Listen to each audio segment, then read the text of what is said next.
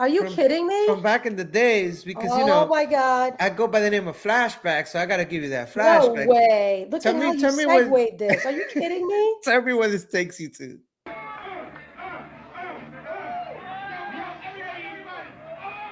Are you kidding me?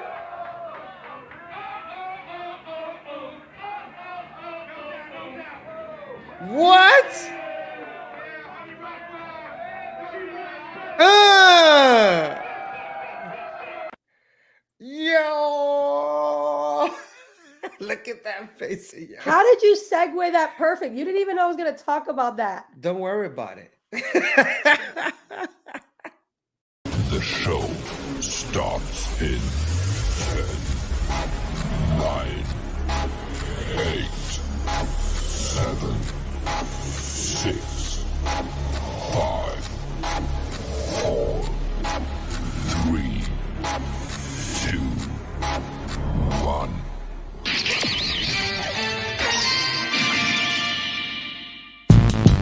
Yeah. Yeah. Yeah.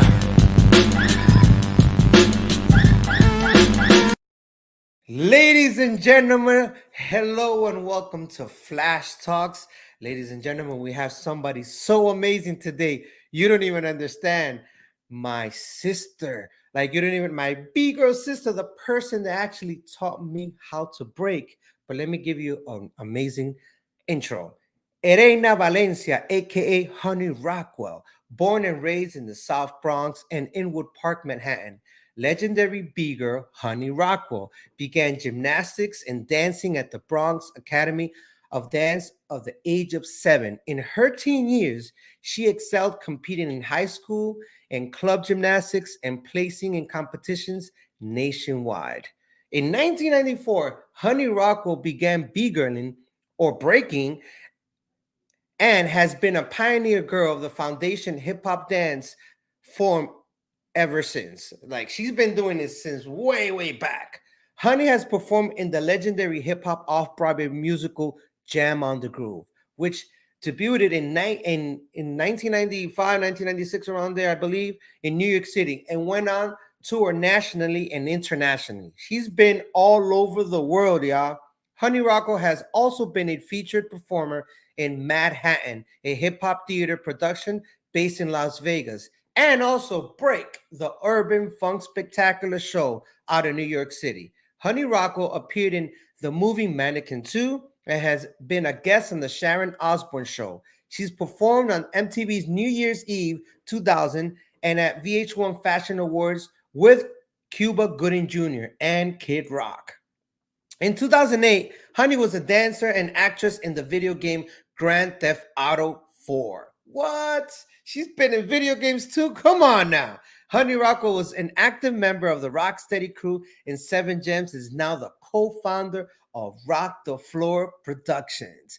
Recently, along with the Seven Gems crew, she participated in the U.S. government-sponsored tour, teaching hip-hop dance and performing in Brazil. Honey Rocker produced and distributed the first B-girl dance video that continues and contributes to the culture by teaching at her academy with her husband, B-Boy Okro, at Rockwell Dance Academy in Kennesaw, Georgia.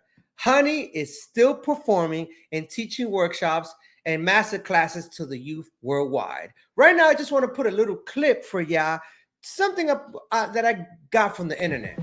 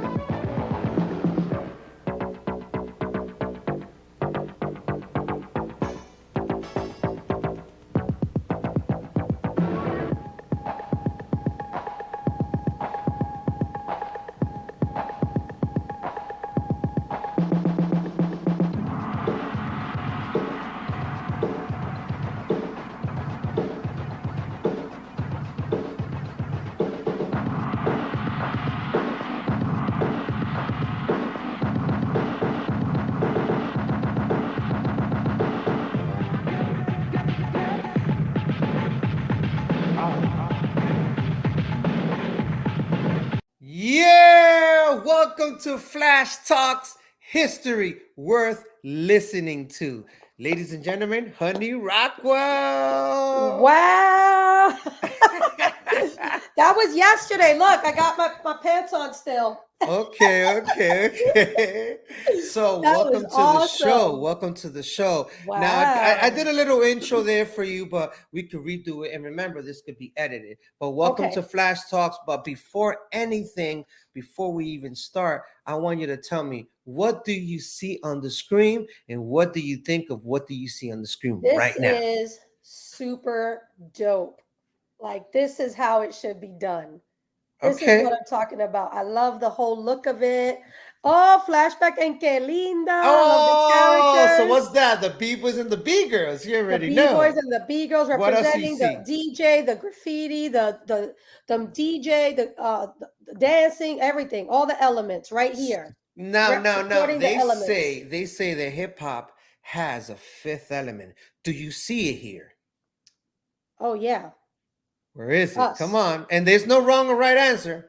it's us, the knowledge. There you go. I knew you were gonna say it. Boom.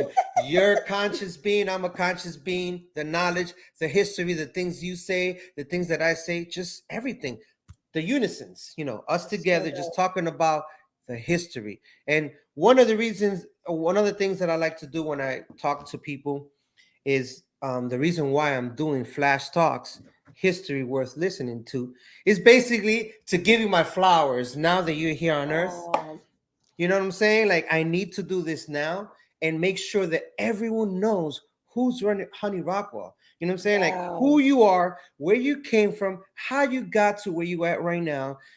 People need to know this. People need to be inspired, especially right now in 2022 with all the craziness is happening in the world. So I love you. I'm so proud of everything you've done, and I appreciate you. You're my sister, and like you're here, and I'm here because of you. I'm doing this because of you. Everything you see this right now is because of you. So this is why I wanted to do this, and I want to know exactly what you have in your mind. What's going on? I'm so proud of you, Flashback. Like, look at your evolution. This is amazing. And like, it's crazy because like everything what we've done for all these years and being involved in hip hop, it's kind of like when people want my opinion for certain things, like, or everything I do has a hip hop flair to it.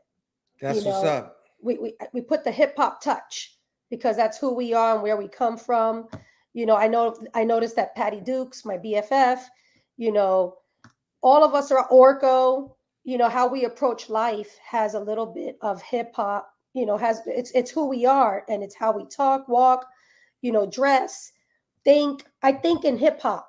Look at that. Now starting, how were you introduced to the hip hop culture? So being introduced, what happened, being introduced to hip hop actually was, it was my generation. That was my age of, I was a young kid in the 80s. So, 10, 11, 12, going into my middle school and high school years. And my auntie Titi Haiti used to bring me to all the parties that were happening because she used to have to babysit with me. My grandma was raising me, and my auntie Haiti would take me to like all the Christ the King parties in the Bronx. Okay. She would take me to like the handball courts and hang out there. And what I would see, this was the music that was being played. This was everybody was rocking like Puma, Adidas, Pony, the Nike Cortez, the windbreakers, the fashion was there, the music was there, and the dancing, like that's how, everybody, this is how people rocked in the 80s. And I feel like that's the generation of the fad that was going on at that time. And then, it was such a beautiful and colorful time. So I was a gymnast. So I didn't really get to go out like when other people were going out to clubs. I had strict parents also. When I moved in with my mom and my stepdad, and they were like, you ain't going to no clubs. You're too young, you know. And that's when all these clubs, like in the 80s, when they were all popping, and they would have teen nights at certain places, like in the Bronx. But I was so hooked on gymnastics that I really wasn't into all of that other, dancing as much anymore. You would Like I just hear it in the street, like hip hop music playing, and and actually another component was movies. Like we were watching, there was Flashdance was out. I mean, even like E.T., um, Beat Street. I was gonna say Beat It. Beat Street, now E.T. you were really young at that time. Like around So, how old were you? so I'm a teen actually. I'm a teen actually in the 80s now. So like So you're the teen, and you seen this. You watching this on TV, like movies. so I'm actually going to the movie theater and watching these movies in the movie theater. Yep. So we So would when you saw that right there, how did it? ah What was the yes. feeling when you saw this right here? Oh, I bought the record. The Flashback Dance soundtrack. And I remember I would bring the record with me. Oh, look at that. Look at Mr. Freeze. Oh, yeah. So you watched this in the movie theaters, I watched this in the movie theater, and it was amazing. and you're here so inspired because you're a dancer already. Absolutely. One of the songs in the movie was "What a Feeling," and I would, oh my God, I would freestyle to that song at my dance studio. I would bring my record with me to the dance studio because they would play. We didn't have CDs, or we had a live pianist that would Wow, play the look at music, that. or we would play records. So I think, or actually, no, they had the record there, and I would put it on. No one was there. And let me tell you, this dance studio was so dope because it actually looks like the dance studio from Flashdance. It has the big Nice. windows, it was facing the Lowest Paradise Theater. And it had the bars against these big, ginormous, like floor to ceiling windows. And I would play the song and I'd be freestyling to What a Feeling, the whole time. um, And what else? What else? So you just yeah. you were just watching Flashdance and imitating things you were watching on TV, and Oh yeah, it was just so between that and what was the other Crush Groove? That was another movie that we would watch.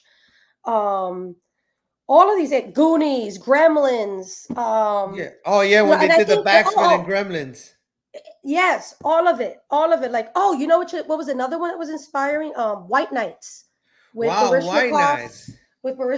and Gregory Hines. Okay, okay. Yep, and all that's all of my those are all my like Not upbringing. you didn't know that this was hip hop. I mean, you didn't know there was an actual We culture didn't that know there existed. wasn't a word called hip hop. It Yeah, wasn't like like you were just living it. You were just we weren't identifying the word. Not really. We were, you know what? There were some, so we would say homeboys, homegirls all the time. You know, we would say, boogie boy, boogie girl. I okay. remember like there were we had some boogie boys in our class and they would do all like, they would pop. And I would tell my friends in class. I remember specifically like we were in seventh or eighth grade. What year? What year is that? Seventh, eighth Seventh or grade. eighth grade was 19. So in 86, I started high school, ninth grade. Eighth grade is 85, 84, 84, Wow. So in 83, 84 84, around there. Okay, okay. 84. Some of my friends, this guy, Roger, I always remember Roger Martinez, so dope. One of the good friends of mine back then. And he would just start popping. I was like, oh my God, how can you do that? Like, I want to, like, it was amazing to me. And I would just bug out with him. And then some of the kids in my class. So I lived next to this ginormous wall. And every week there was a new mural on the wall. So like I'd come outside my house and see these, the graffiti all over the wall. So Mhm. I lived, it was that's what we lived like, like it was all over New York.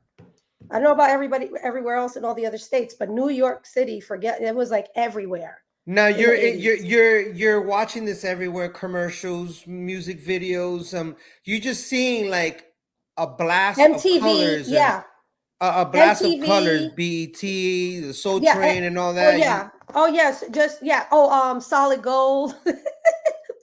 Solid Gold, MTV, um, all these dance American Bandstand. look at that, look at that. all of Na- these, all these, we had all these cool it was all brand new. You know, the music was brand new.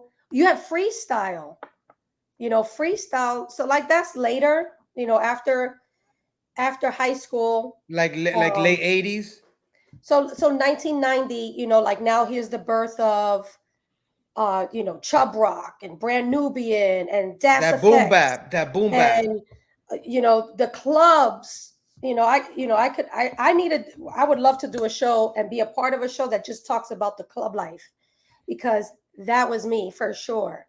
So 1990, that was my year of 1990 to 92. I had a Okay. 2-year club run from Thursday to Sunday. And Thursday, you haven't glued together the four elements of hip hop, none of that, right? not really, No, not you're really. just No, you're just clubbing. You're just doing your we're thing. clubbing. The music was so amazing because they had salsa, house dancing, freestyle, reggae. Reggae was big back in the early 90s. Like 1990, that forget dance it. hall, that dance Shaba hall. Shaba Ranks, Yeah, Sean boom Paul, boom like boom, mane mane Buju mane, Banton. Ramatala boom boom, mane mane Oh, mane. El El General. General, El General. Oh, Panama, because I'm Panamanian too. There you Yep, go, there you go. A yep. lot of people don't know that. People that know. Yep, yep. Yeah, PR and yep, so now, so this is the 90s. This is the boom yes, bap era. The yep, golden age of hip hop is like yes. booming everywhere. It's out there. And you're just going to different clubs. Like who were your homies, your Yeah, girlfriends here that I had was a home. hanging with you? Yeah, I had a homegirl from Inwood Park, and her name's Claire, and we would hang out and go to these clubs, and just kind of dance. She was a dancer too. She loved, like, she's a house dancer, club dancer. She could dance. She's a white girl, but she knew how to throw down, and it was mesmerizing. So she would Vogue, Okay, real okay. cool, and because Madonna was bringing out the voguing, Yes. and it was really, these were the style of dancing that we were doing, voguing and house dancing and going to all the clubs, Emerald City, the Tunnel, 1018, Heartthrobs, Red Zone, Quicks, Octagon, Limelight. Oh my God, so many. Wow. Webster So you Hall, did you ever Palladium, go to Danceteria? Danceteria. Yes, I used to hear yes. about all those. Mars, the ton. Yeah, I Wow. said that. And it's crazy because you can go to like 3 or 4 clubs in a night, and then go to the after party club at another spot. So it was pretty intense, but all I wanted to do was dance. Now, what Like I style of didn't go dance to were you were drink. just freestyling? No, no, You and there was just no drinking or doing nothing like that. It was just dancing. Like really, like, and I couldn't wait to be the first one there because I'd like to have the whole floor to myself so I could flip. Oh yeah, I remember they have House Nation, and I okay. remember getting into a battle at House Nation with Showtime, and That's amazing. yep, we battled because we were battle tumbling inside the. Now, you're not even into breaking yet, right? I had just this is the beginning of my breaking. Yeah, that Okay, so time. now, who were your teachers, your main Okay. inspirations, your Yep. mentors, the people that were there, like kind of guiding you, that put you under their wing, and were like, "Yo, this is that, this is this." Like who were there? Like, try to remember the people that were around you, even if they're not with us anymore. But just think Yes. of everyone that was there, and just the moments from your Yep. beginnings. Yep. So my first teacher who exposed me, who was like, um, Irena, because that's my government name. He's like, Irena, you need to meet these guys, you know, with your style and what you could do. You need to meet these guys. I'm like, what are you talking about? So anyway, the guy that first exposed me to everybody was Louis New Wave. May he rest in peace. Yes, definitely. Yep, and Louis New Wave. I met him because I was in the movie Mannequin Part 2, and he was like, you know, he would see my style. He would see me flipping everywhere, and he said, "You need to incorporate that. You should break. You should do this. You know, you should do a wave and end up in a W." And he was seeing what I could do, but he was kind of pushing me more towards the breaking because of the gymnastics. Okay, Because okay. He saw he the would laugh at acrobatics me. in you. Yeah, but he would laugh at me every time I try to pop. He was like, "What are you doing?" And it's so funny because he used to reference, may he rest in peace, but he would reference Pop and Taco, who that was his favorite popper of all times. Look at And he that. would be like, "If your hair can't pop like Pop and Taco when you pop, then you ain't popping. And Oh, no shoulder grooving either. Don't be shoulder grooving. When you pop, you're like, you better hit it, hit. You know."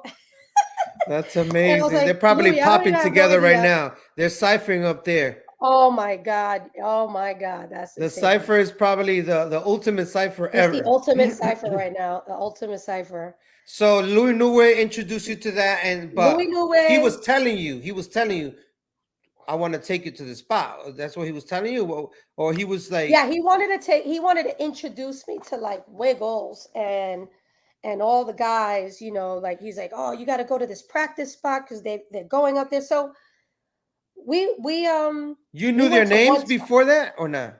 All I remember hearing was Wiggles. Oh, That's it. everywhere, even at clubs and different spots. Oh, no. You know who I no. Um, I never even heard of Rocksteady. I never heard of. I heard. I knew the song. I didn't know of the crew really like that Okay. until I really got down and I started Yes. learning. Yes. So now, what names were you hearing while you're doing your So adventure because I and your was in the journey? clubs, because I was in the clubs, I was hearing like more like Mob Top Crew. Mob Top Crew was all over the clubs. Like I knew them before anybody. Like because that they were the ones like with the house dancing. They were the ones in it.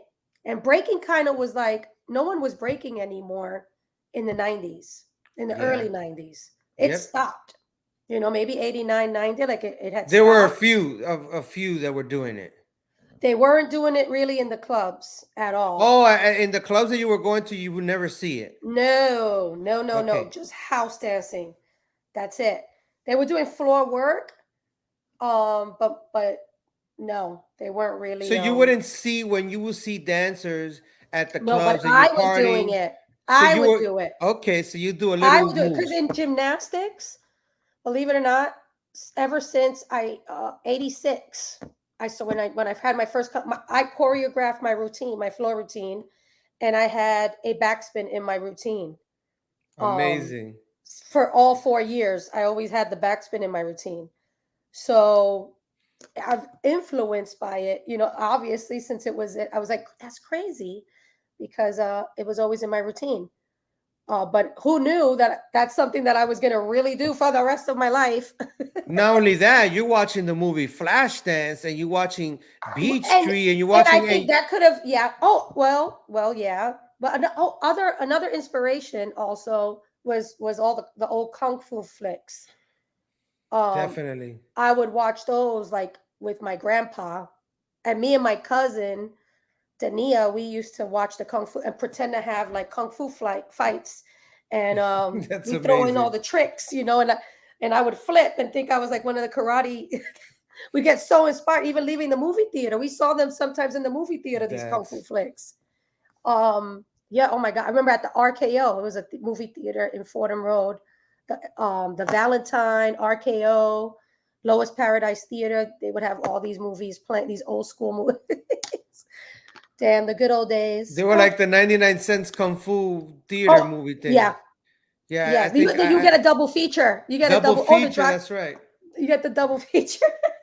That kind of ended like in the late 90s or maybe mid 90s. It kind of like just because I remember Times Square was crazy where all the triple X everywhere, and then it Oh kind of my like faded gosh. away if you kind of remember. Oh yeah. It Oh was yeah. crazy because I remember like when my parents would take me Times Square or we're walking around, I was just see so many lights, and I just remember seeing like XXX adult like everywhere, and we're walking, and I'm like, what the hell is all these lights and all these weird things?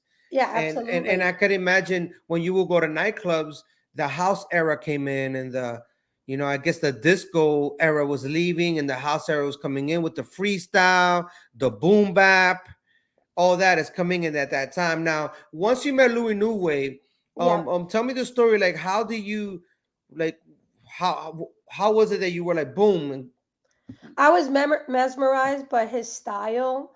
It was a style that I've never seen before. The way he could just wave and like contort his body. He's like the original Mhm. bone breaker to me. Yes, yes. Because what he would do would just be beautiful. Like he danced beautifully, and he danced actually for Michael Jackson. He was in the music video, Bad Video. Look at Um, that. yeah, he did that. He was in a whole bunch of different movies back in those days. And people didn't even know that they even existed, that they were even doing that at that time. Yeah, yeah, it was just weird, like but then I met and then in the movie also there was another girl who was a choreographer called her name was Coco, and she actually inspired me too because she would whack, and she had on all these cool bracelets, and when she would Mhm. move her hands and I would hear the bracelets clack, and Louis used to have these clackers, so they were like these bracelets that had like rings on them, and they Yeah. would they would clack every time, so he'd be like Oh, pow so pow pow pow, yeah, yeah, that's amazing. so it was a thing. You had to make noise with it. And Coco with her bracelets and her beautiful hair, and she was a dancer, like a club dancer. So your inspiration is not only Louis New Wave. You have other dancers. They're not even breaking, or they're just Right, all like different type of. Claire, Louis. These are the people, like I'm just watching and like, wow. Then going to the club, seeing these guys, Mop Top Crew. I remember seeing them in a circle, and I would be throwing myself in there, not just doing handstands and kicks and stuff, right? But when I go, I just see them, and I'm like, oh, what? And they take like their lighters. They do a Yeah. wave and put the fire, like light the fire in the wave and turn it with the fire with the lighter. And I was like, what? I've never seen this in my life. And you're there like, what the I'm hell just is that? tripping. I was just tripping, and they were just dancing like everybody was a dancer in the early 90s. Look Now at how they many clubs everybody would be dancing. now you see people spinning or not yet? No, no. Oh, garage dancing. They were doing the werewolf. They were Oh, the doing huevo like these dance. the garage dance style, like of more punk, like it's called Now punk Louis New style. Wave used to go out to clubs with you too. Yeah, yeah. Oh yeah. Oh, yeah. Really, he went a lot to. Oh, we would go to the clubs and stay out to forever. And I'm like, Louis, I'm gonna get in trouble. What should I say?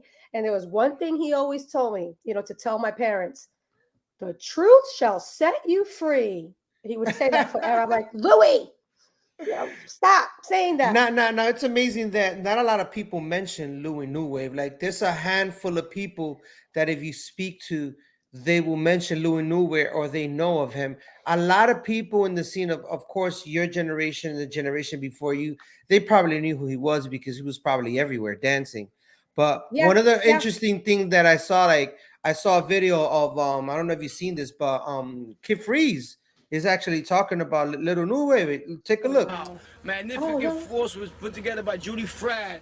She was a choreographer, producer, slash dancer. With all the above. Anyway, who was down Magnificent Force was Mr. Wiggles. It was Fable, Fast Break, Icy Ice, New Wave, and Excel. You know what I'm saying?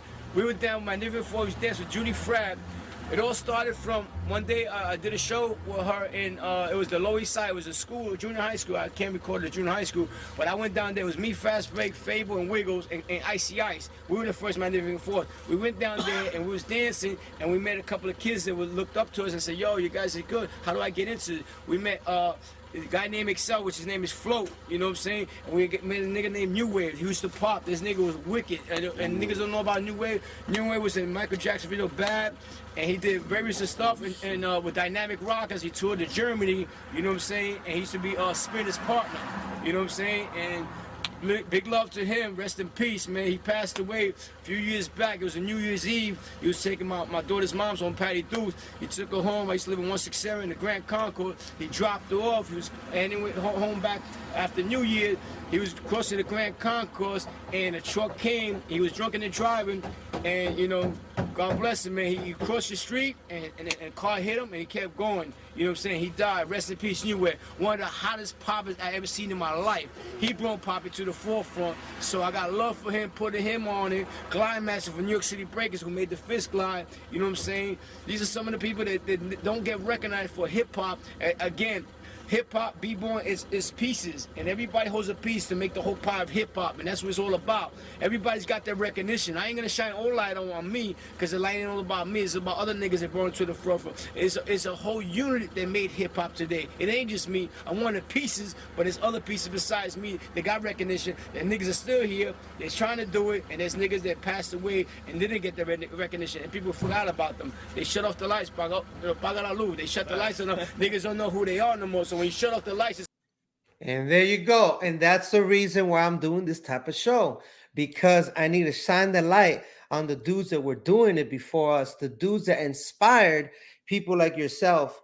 And then you inspire me later on to become a dancer. So it's, you know, it connects. So we need to make sure that the internet, once you put this on the internet and it's out there in the future, once I upload it and all that, it's forever. And the beautiful thing is 100 years from now, somebody could come and press play and they'll be like, oh, what is this? And then they hear the story of HoneyRockWell, and then they hear the story of Louis New Wave and my story, and you know, so many beautiful things. And it's amazing. I heard so many stories of Louis New Wave, and I saw him one time only. I spoke to him. I shook my hand. He used to go up to the Kingsbridge practice before he passed.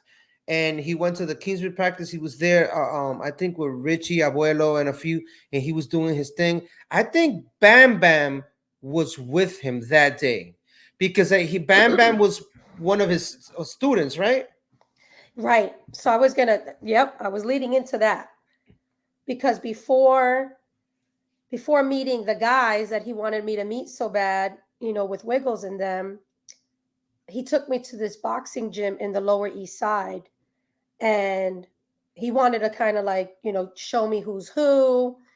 And we went in, and that's when I met Bam Bam, Kid Freeze, Luli, and I think that's it that was there that day.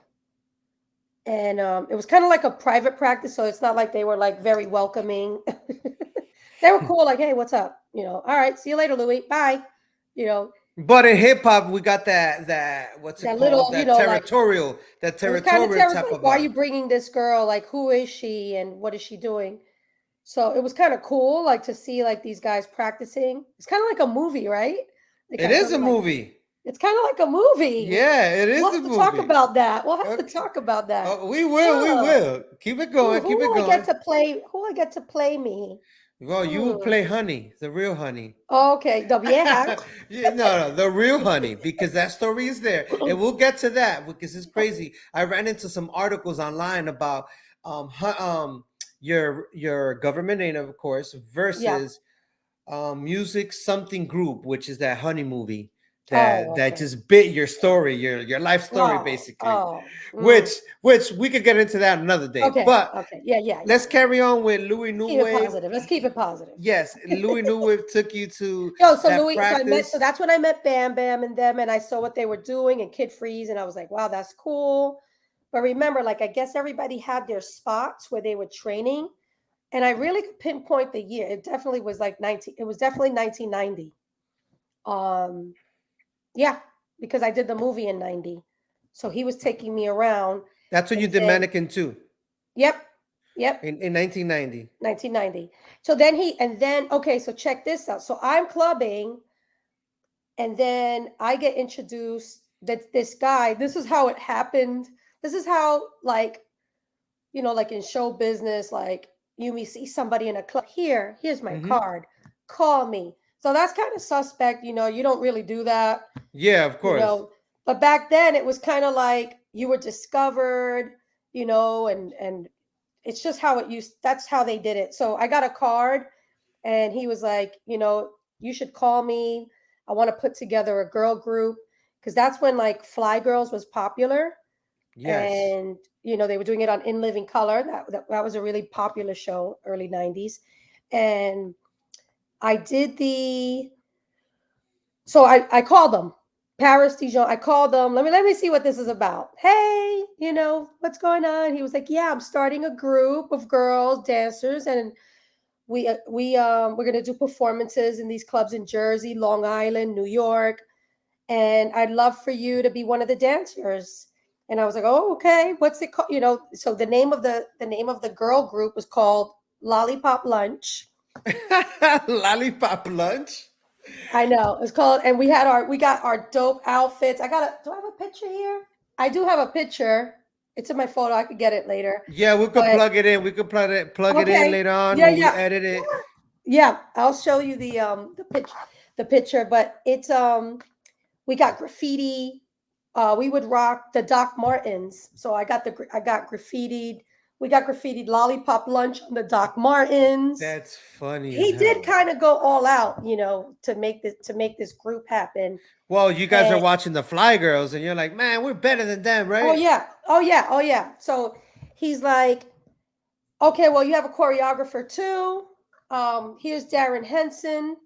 He's gonna work with you. Oh man, Darren Henson. I know. Wow. I know. Back then. And then he's like, which is crazy because he was in So What Happens Now with the group, which is like, it came before Get Original. Yes. Get Original was made up of members from So What Happens Now, which happened to be members from Magnificent Force and Rocksteady. So when you used to watch like the Fly Girls, were you plug and watch them to see what they were doing, or to see? I was like, I can do that. So now if I show you this right now, how do you feel about that? Hey. That should have been you in the front. That should have been you in the front, right? That should have been me. Yeah, absolutely.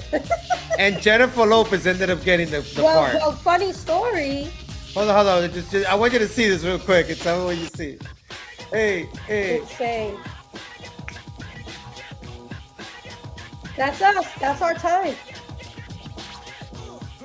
Look at that. So dope.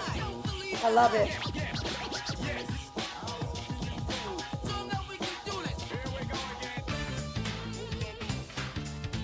I guess that's for the 4th of July. Right? Hey, and that's the girl from like, what is it? So You Think she's one of the judges for So You Think You Could Dance?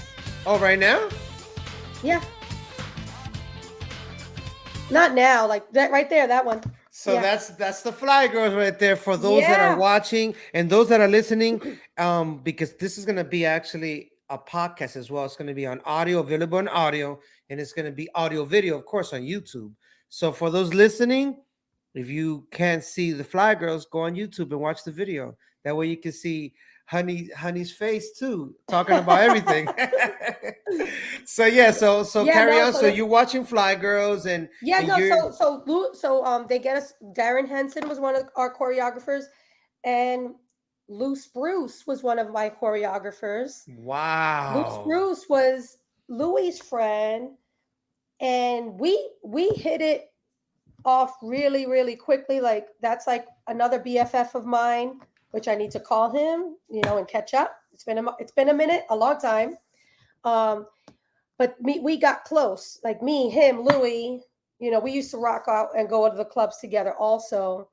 In addition to like him being our choreographer, then I started hanging out with him because he lived in Manhattan and he was into what I was into. And I just started hanging out more with him. And we would go to like, I remember we went to Spratz. Do you remember that club, Spratz in Long Island? They had one, Spratz on the land and Spratz on the water. It does sound familiar, Spratz, for some reason. Yeah, now was that like that's like 94, 95? No. Earlier? Yeah. If it was early, I don't remember. It was earlier. Yeah, Spratz was early because I was able to go. I didn't have kids then. So I was able to go out, and still So it was definitely that time frame. So here's what happened. My clubbing days, well, I became a mama. Sorry, rewind.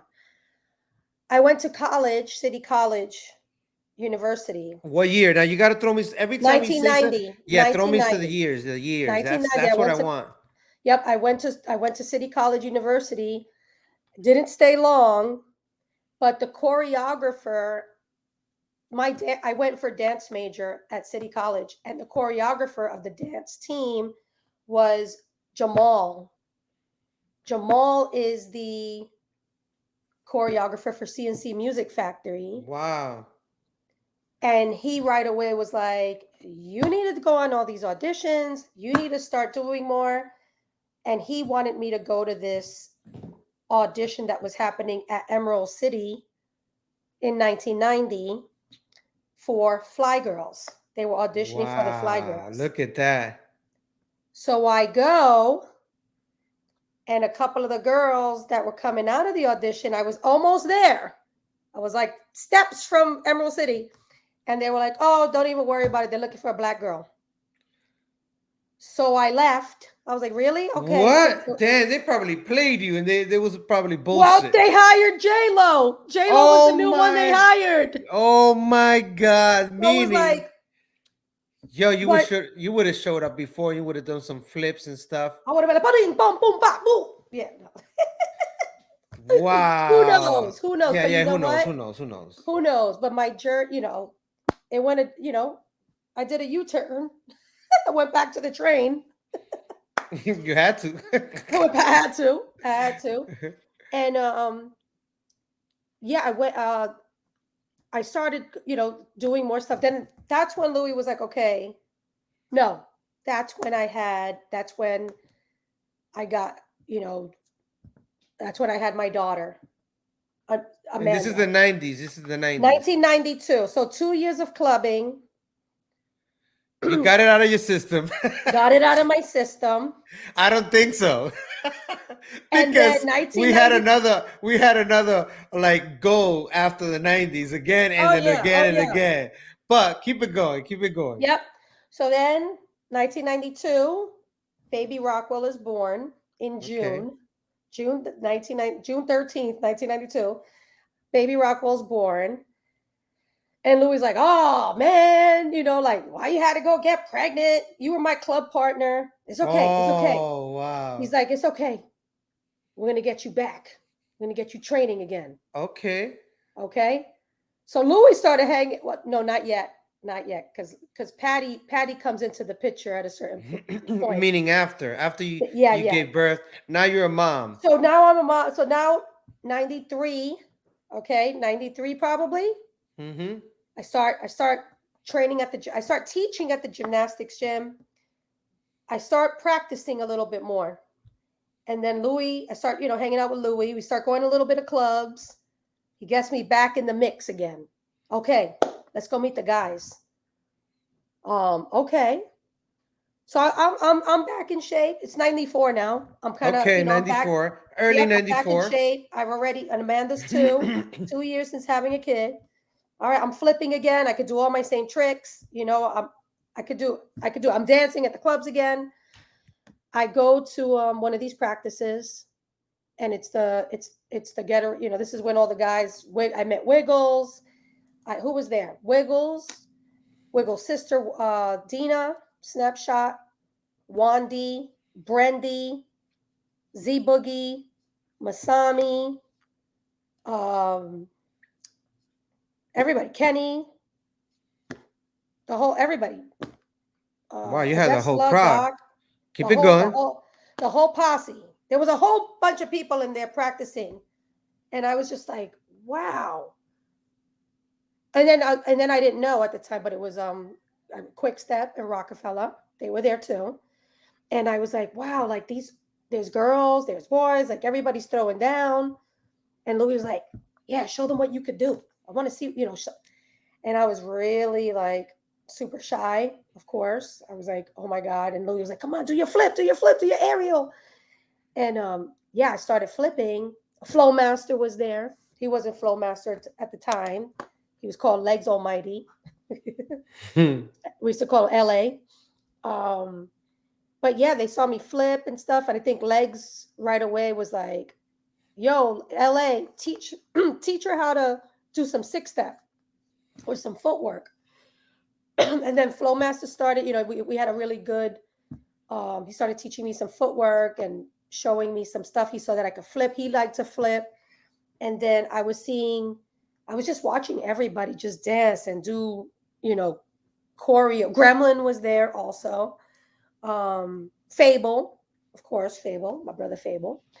And it was amazing just seeing like all these people. Like that was the vibe I wanted.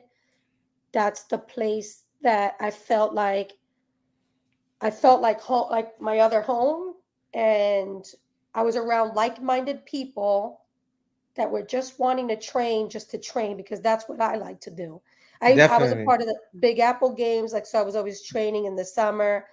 I was always training, and it never stopped me from being active. And to have these people in a group, in a room, it felt really good to be there.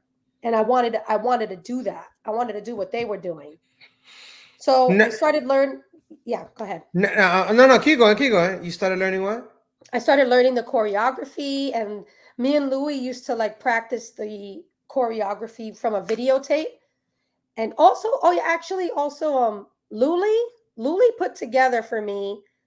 Do you know who Luli is? Sounds Peter. from yes, I do. Now that you said I that. used to call him Luli, but I know Mm-hmm. he just goes by Peter now. But Yeah, so Peter. Luli put together this amazing montage on a VCR tape for me, so I can kind of like, so inspirational with different like capoeira, from all the like parts from breaking, all breaking parts. And he put it together and he gave it to me like a gift. Here, here's some inspiration for you. And he was super cool. And it was so, we would go to clubs together too, and he would just show me the way. He used to call me, he would make, because everybody's like, you need a name. So he used to call me She Rockin' the Ladybug. What? He would come up with these names That's for a me, and crazy name. he used to call me She Rock. Yeah, what's up, Wow. She Rock? Okay, She Rock at the Shira. Ladybug. And and it was so cool. So I started, because I started training, I would see them more, and they had something more structured where they They were had the meeting. discipline of They had showing the up all the discipline, they had the time. structure, and it kind of just like, okay, learn, like in this place, Was that the 14th Street the 14th studio? Street Dick Shays. Now, was that this right here? Oh my God.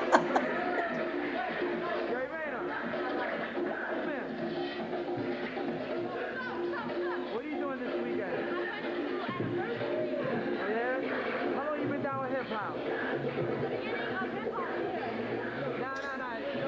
I want to hear the truth. I'm in preschool and I want to graduate. What crew you down with? What? What crew you down with? What's your Bgirl name? Why is it HoneyRockWell? Because I rock this well. Hi. What the hell is wrong? What is this guy doing? Yo, this Oh, is Mauricio. Oh, I crazy. go right there. Yeah. No, I know where you at. You come up like right after. I guess you guys throw down for a little So that's bit. Burn One. That's another one of my good teachers. There you go. You got Forrest Gump is there too. I remember And Forrest. we could even talk about Forrest. Yeah, Forrest. we will. I just want to Okay, show you. I okay. want to show you when you come out, because I remember you came out after. There you go. Oh boy. I was so skinny. Will that ever happen again?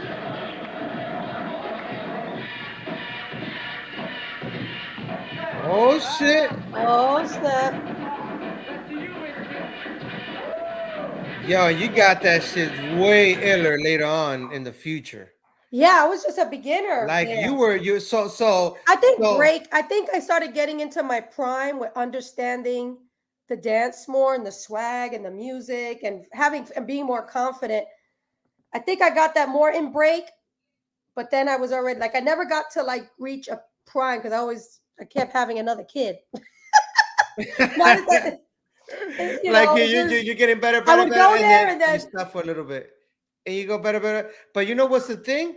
Ask yourself the B girls that just quit and just stopped. They didn't even have kids, and they just stopped. right, So right. think about that. You kept going. You got 3 kids, and you kept I going. kept wanting. I You kept and you because kept I wanting, loved the training. I loved it so much. and you're still in the hip hop culture. You're still Mhm. involved. You're still doing your thing. You didn't give up on life. You didn't give up on hip hop. Hip hop didn't give up on you. So that's a great thing. So now back to you were saying you show up to that practice. You meet all these cats. That was actually the practice where you used to go to. Yeah, yeah. That's where we would practice. We would practice there and Fast Feet Fontanez's karate studio. Yes, I used to hear about that. Absolutely. I used to hear that. And I Yep. ended up And meeting the brother. It's crazy because we met on 2 occasions. The fact that I was already a martial artist, I used to hear about him in the US Open, see him all the time. yep, Then later on in the breaking world, when I became a B-boy, then I'm seeing him in the B-boy world too. I'm like, how is this guy here too? That was yep. such a weird like coincidence for me, but it felt right. So now I'm back to like what 94, the early 94. You're training with them. You're training Rocksteady. You're not down yet because I guess at that time when Legs asked you about what school you going to, you said Rocksteady crew. He said, "What crew are you down with?" Oh, that And was the crew? Oh, so yeah, you were already down with I was already Rocksteady. down. I was already down with the crew. So a little bit before you were having the conversation, how long did it take you to get down Rocksteady crew? It took me a minute. Like the guys didn't want me down. They didn't feel I was ready yet. Like Wiggs and And there Kenny and was them. no B girls in Rocksteady crew, right? Masami. Masami was a B girl. Masami was really down, and the girls Masami is like from where? Masami, Japan. Is that the one that you did? I didn't you do routines with her? That was my BFF Risa. Didn't you? Nazi now's ex. Oh my Nazi's ex. God! I ended up meeting her later on. Mm-hmm. Wow, it's crazy. Yeah. The way. Yeah. So now, what was the name? Matsumi? Natsuno. Oh, No, no, no. Masami. No, Masami. Masami. Masami was Masami. one of the first B girls in She was Rocksteady crew. she was in it. Yeah, she was She down with was in it, them. and meaning when you got down with Rocksteady, there was already a B girl there Yeah. that was Rocksteady. That you're like, Yep. okay, Yep.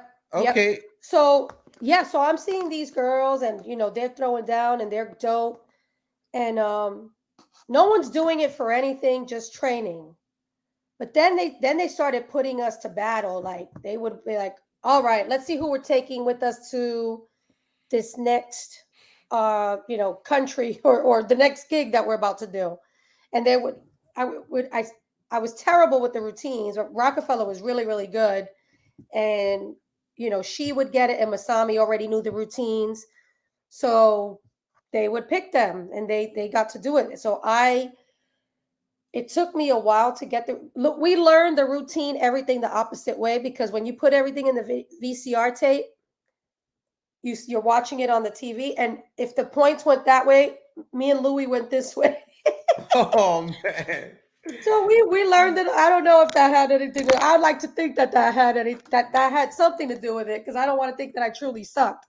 But it was pretty challenging, but I was up for the challenge, and I didn't stop wanting to be a part of it. Like I guess anybody else would have probably like gave up already. It was just like, but it didn't matter to me. Like I just kind of loved. I loved what I loved. I loved the vibe, whether I was doing the shows or not. It didn't matter to me. I didn't even understand what they were doing. Like, where are you going? For what? Why? yeah, you had it for the love. There was no goal in your mind. Like I want to be this. Like, do you have goals? Do No. you have things? It was just you were just No. I had a living the kid. moment. I had a kid. I thought I was going to be an Olympic gymnast. And here I am practicing with these people for why I don't know. I just know that I want to train with them and I just want to train and get better. Okay. So then I lost my train of thought. Well, you said after the practice they're training you. You got you haven't been down rocks. They didn't want you to Oh get no, down right, rock right, right. steady. Being down with Rocksteady. Okay, so oh yeah, so I'm doing these little shows with Lollipop Lunch still, and getting these job opportunities with them and getting paid. And then I start doing, so the girl in Lollipop Lunch, her name is Mary D. I always remember her name. I love her. She hooked me up. She's like, hey, I have an opportunity for you, another opportunity. Wow. She's like, do you want to do this party with me? It's going to be in New Jersey. And we're going to do this party with this lady. It's an entertainment company called Sama Music in Motion. And I said, sure, I'll get paid. She goes, yeah, we'll pay you. So I said, okay. I do this bar mitzvah, and I got Louis to do the party with me because they needed more people. And that was the beginning of my doing bar mitzvahs and parties and making, what a way to, this is in 1990 also. Yeah, this was in 90 because I started doing parties. Oh, so you went back. You went back now. You went back Sorry, to the 90s. I went back because, yeah, that was important. That's important to say because they And I know it's kind of difficult to kind of remember 32 years ago. wow. 32 years ago. Yeah, To yeah. literally remember everything 32 years ago. Hey, No, that's but props. But it was, well, all these things were happening and they were so excited. It was like right after high school, the movie. I got down with Lollipop Lunch. I did this, I started doing bar mitzvahs. So I did it with this lady in Jersey for a while. And then shortly after that, Mary's like, oh, there's somebody else that has a company too that might want you to do, they're looking for more dancers. And that's where I meet Steve Zuckerman. Oh man, Steve Yes, this is Zuckerman. your shout out, Steve. Okay. Yep, And you kind of taught me windmills, but they were the wrong windmills. They weren't the real windmills. But okay, you get Wherever the you point. at, Steve, if you ever get to see this or hear this, that's your little shout out. To the Zook man for sure. But yeah, I did bar mitzvahs for like over 20 years with him. Yes, and you put me down with them too, because I did stuff for you. And I believe Cricket. Was it Cricket that was part of it too? Maybe. Later on, I know Twist. Twist was in it. Twist, Pauline, you. There was a bunch. You put a lot of people on the bar mitzvah. I even remember doing stuff for Total Entertainment. Yep, coolest way to make money and still and practice your craft and have fun doing it. You could be with your friends and then Party motivating. Right after, we go into the club right after. So it was dancing. With that little money, the cash money they gave us. Let's go. The tips. Yes, we go with the tips and we like, let's go. Drinks on us. So now you meet Rocksteady and you're under their wings basically, and you're training with them, and they're giving you little shows here and there. How you got down? Later, yeah. Okay. So then finally, I guess I proved myself to them, and they were like, "All right, you're gonna have to battle to get in." And tell me that story. So yeah, I battled Q Unique on concrete. What? I battled him on concrete, and I think I did head spins on concrete. I just whipped out a head spin, and they put me down. And the next week, I did the Madison Square Garden old school throwdown. Yep, it was either that day I got down with Rocksteady or now. I know that you threw down with the arsonists too. Yeah. Well, they were part of the arsonists, so I would do because they were kind of like. Now, didn't you dance? Sometimes for the arsonists. We did something. I can't remember what we did. A few things. Because I think I have something here.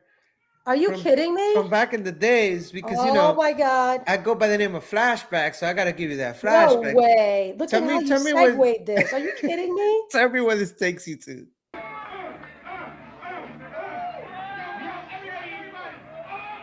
Are you kidding me?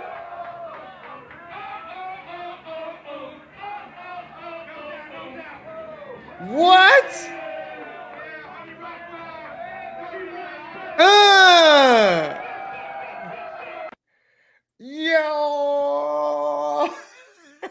that face of yours. How did you segue that perfect? You didn't even know I was going to talk about that. Don't worry about it. Oh my God. That is crazy. You are insane. So keep it going, girl. So Oh my God. so you rock steady, you throwing down, you're doing some shows, you're appearing in different places that you don't even know because you don't even remember that part right there, right? I don't remember that was no, nasty. well, I kind of remember. Okay, do you remember this?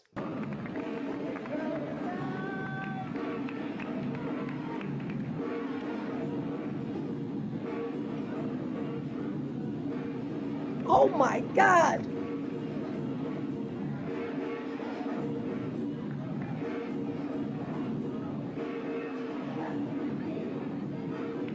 What? Where did you get that? Where's that at? Oh, What I is- don't where was know. that? Only HoneyRockWell know what. I what have it- no idea. I've never. But even yo, seen you that saw that footage. move you did, yo, in the beginning. Look at that move in the beginning, yo. That was fresh. Ready? Right here. Shoot into that's your. what That's your signature. But this right here, watch. Book. Oh yeah. Yes. Doesn't that look like it could have been like a little air flare-ish? Yeah, that was like which Like they a call little, it a rainbow. They call it a rainbow now. Now they call it a rainbow. But I was thinking like I was trying to make, I don't know like who was doing, I never saw nobody doing anything like that back then. I was trying to make up moves. I think I remember doing it like with Wiggles, what if I do this?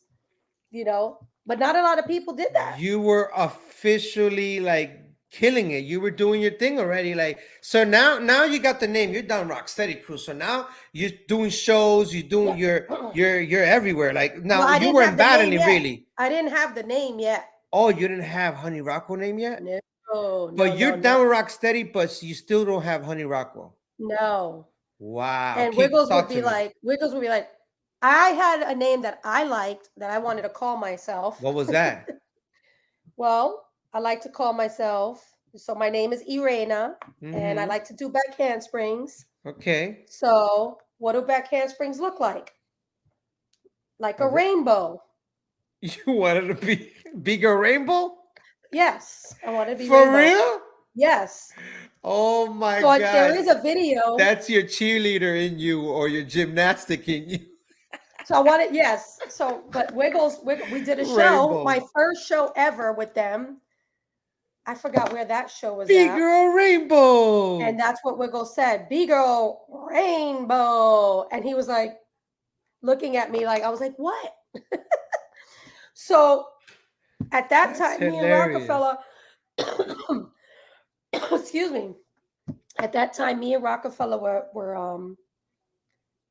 were talking and, you know, we were like practicing side by side, you know, just like pushing each other on, like, you know, seeing, you know, she got a name and she was like, I got my B-girl name. And I was like, oh, what? You know, she's like, Rockefeller. And I was like, wow, that's the dopest name. I was so jealous. You were like, because it was what? perfect. Well, because I was like Rockefeller Center, Rockefeller Records, you know, Rockefeller. And then it's on some hip hop shit like Rockefeller. And it's like hip hop, like Rockefeller, like it's the perfect name. I was like, that's the perfect. I was so jealous, but I was happy with Rainbow, right? And I was just like, I didn't even know. I was like, what the hell? She-Rock, Rainbow. And now, did the rivalry start yet, or was it as soon as you first saw each other in the room? Because I know there was some for the beginning. I don't know. You know, maybe I don't know if on her end. And this is on some hip hop shit. Like nobody's hating. Nobody's hating. Nobody's throwing nobody under the bus. No, it was the truth though. This is hip hop. Like nothing happened in the beginning because we were just kind of focused. She was a club head. She was doing her own thing. I wanted to come back into training and being, you know, and just throwing down and working out. So there wasn't really any, I wasn't feeling like that about her. I don't know if she felt like that. I really don't know her feelings. that'd be interesting to to see what she felt when I walked in. Now this is You through know. 94 and through 95, right? Like Yep. while all this is happening. Exactly. And now, so you sure there was never a rivalry? Nothing. Not in that. Not in the beginning. In the I don't know because this footage proves something different. Uh-oh. What the heck? That's you throwing down 95. It just turned 95, and then look who comes right after you.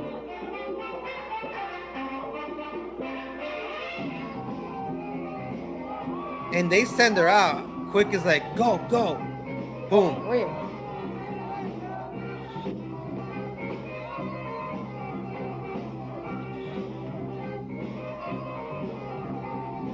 Oh shit. And then Honey's like, nah, I ain't done. I got more for you, girl. Oh, for real?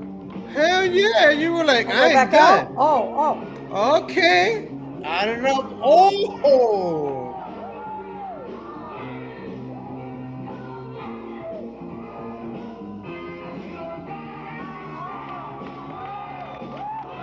Flow Master's giving. And then they push her out again. Oh shoot.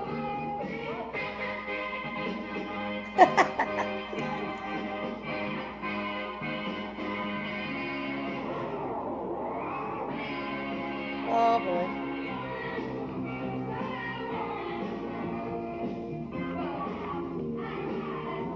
And that's where it ends. Wow. Wow. And I love Rockefeller. I love her to death. I love all of them. They play a big role in my life too. But on some hip hop shit, I've always heard the whole Rockefeller, HoneyRockWell, and I love y'all both. You were my first teacher though, but later on I got to meet her and I was like, oh, so you're Rockefeller. I was like, it was amazing. No, we would push each other. I'm sure that we were like kind of, there was always that like, all right, dang, she got head spins. I got to get head spins. Like, though I know windmills, we were side by side learning those windmills at the same time. You know who came out of the woodward and then just busted both of us? Who? Twist. Twist came and was like, yep, check me out. And she had windmills. She got windmills first. I saw her. She got windmills. She looked good. I saw her in the club. I was like, yeah, those are windmills. And she was and she was throwing, wasn't she throwing like flares too a little bit? A little bit. I remember she kind of did flares too. She was strong. Yeah, she was a strong girl. Like, but shortly after, I mean, like maybe seeing that kind of like pushed us. I mean, it pushed me. I was like, oh hell no. So like I was like, oh, I'm gonna get them. Because windmills were like one of the hardest ones to learn for me. One of the hardest. Because I know, like you're talking about all these Bgirls at that time, and I know you have to remember this for sure. Uh-huh. What year was that? It's 95. Is it 95 or 96? Oh, well, yeah. Amanda was 4. Yeah. So 96. This is 96. No, 94. If she was born in 1990. No, she was born in 92. Oh, in 92. Okay, so this is 96. Yep. I already knew who you were at that time. Mm-hmm. Look at that. Look at that. Yeah, and who's that guy? Who's that guy recording? He was taking pictures of us. He wanted still shots. Oh, there goes Rainbow. There goes the rainbow. But yo, it's interesting because I'm watching you throwing down. Yo, look at Beta already, like throwing down. Yo, we were like so in shock to see Beta. Yeah, but Beta then was like, look, then you see Twist. Look at Twist. Shout out to Twist, yo. Shout out to my homie B-Girl Mafia Twist. Twisty. It's crazy, yo. There goes baby. I was just talking to her right before I talked to you. She's 30 years old right now. Oh my God, yo. Come on, baby Rockwell. That girl right there is 30 years old. That's insane. Save the kids. Save the kids. Come on. We got to save the kids. Look at my baby. This is the way to save the kids. Like this. She's married. Trying to move to Georgia. She got a good job. Oh, Amazing, amazing. She still got the same face.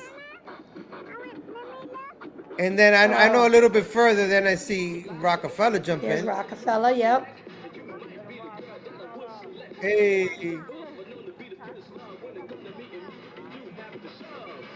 man, I love those times, man. You guys were so fresh, yo.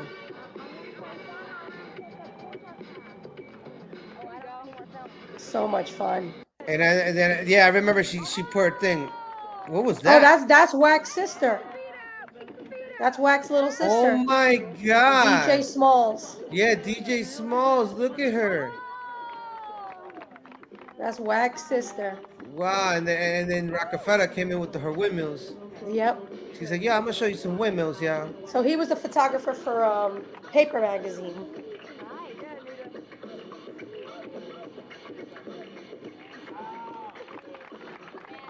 It was so genuine back then. Like, just Oh, Patty Dukes. shout out to Patty Dukes. That's the BFF right there. I love that girl. We talk every day for 30 years. Look at that, Patty. That smile, always with that smile. Get this, Granny, get this. You look The so girl Puerto I'm sa- Rican. You look the so girl I'm Puerto saying Rican to from get this? university. The girl said, Granny, get this? Yeah. A year? Pretty good. Who's been teaching you? My brother and the rest myself, and he brought me up Flex. Who? Flex. Look at that flex, dude. Old school flex. Damn, where the hell he at? Want to say to the world, Beta? Keep breaking and keep representing. Aye, peace, one love. There you So the go. girl that was right next to her, that's the white girl I used to go with. That's Claire from my homegirl that Wow. would take me to when she started voguing everywhere. She was good. She's dope. Amazing, amazing. So now back to your story. So now you're in Rocksteady, you're doing shows, you're traveling with Yep. them, Oh, you're well, first I have to get my name, right? that's right, I because you still need haven't to get gotten my your name. name. Yeah, go Yes. ahead. Tell me that story, how you got your name. Okay, so one day we're hanging out and we were in a car and it was Gremlin and Quickstep. I think Rockefeller was with us too. And we were going to a practice spot in the Bronx. And the avenue in the Bronx is called Rockwell Avenue.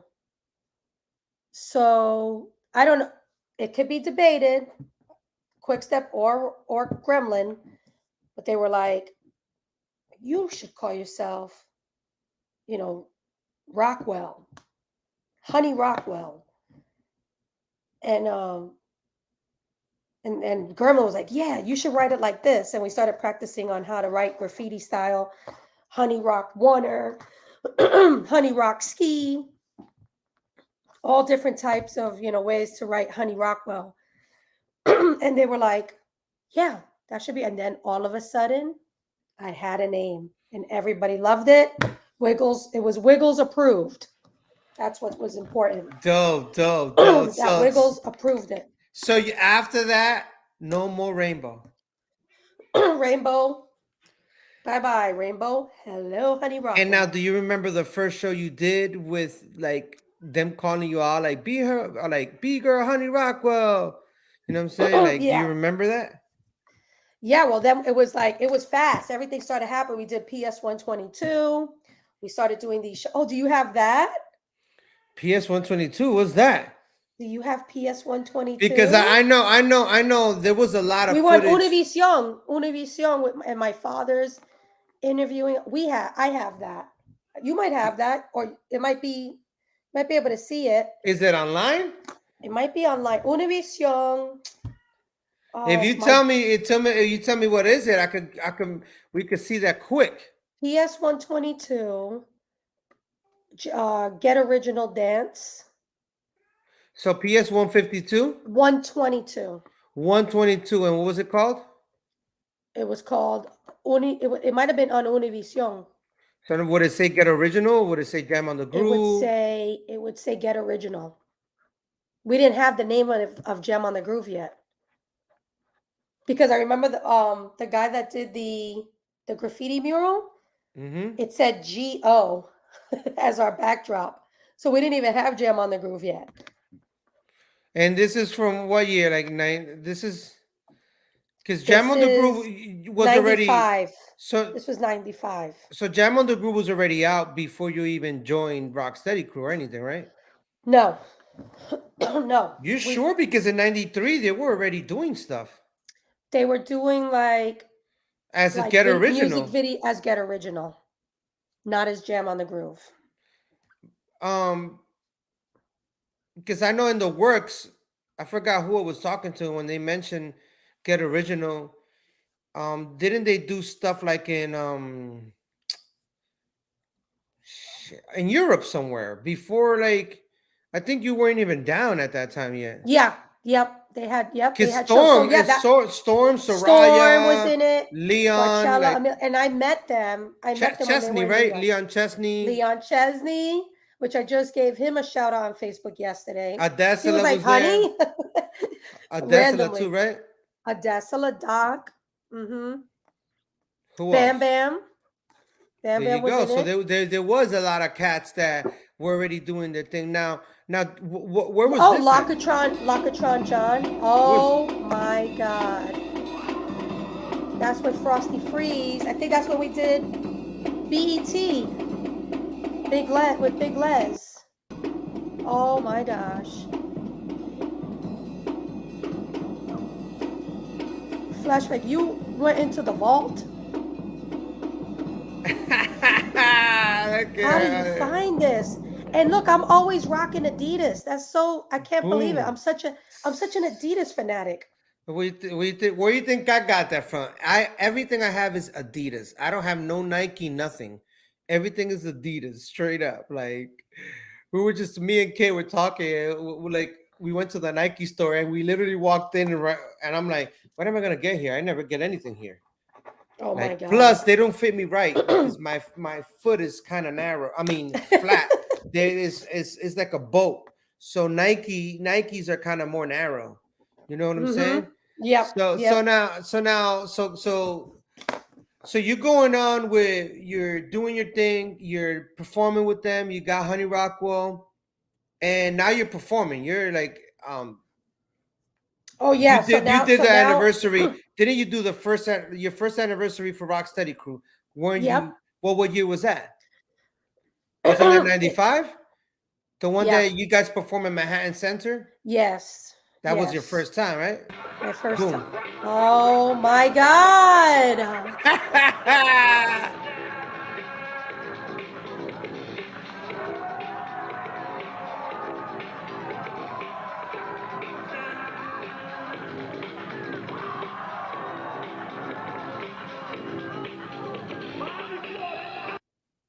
You remember that right there? Listen to the crowd. That's insane. Oh, I missed that. Don't you miss that performance? Now, what about this one right here? Ay, Dios mío. Who is that with? That's Smirk. Oh, Smirkity Smirk. Oh, dude.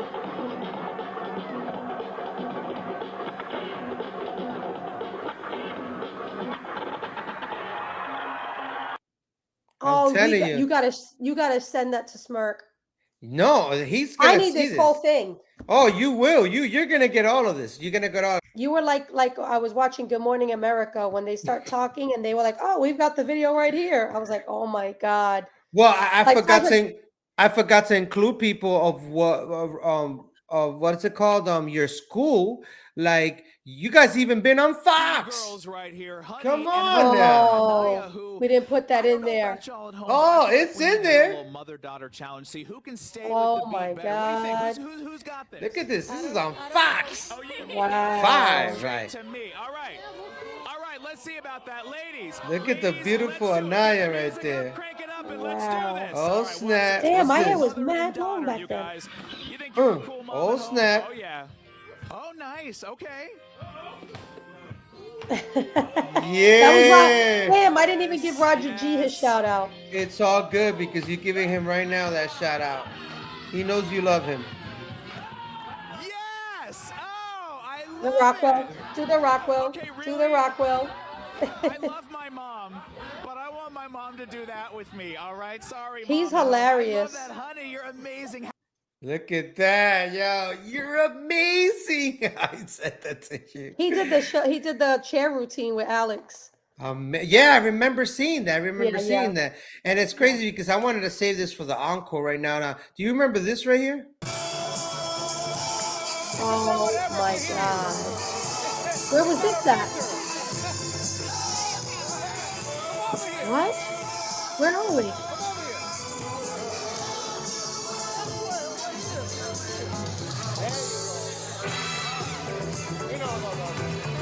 Where are we? HoneyRockWell, Yachty Rock, que linda. Bboys Flashbacks. Yeah, all together in the same room. Where Orko at? Where Orko at? Oh, DJ Ben? Look at Dizzy. Look at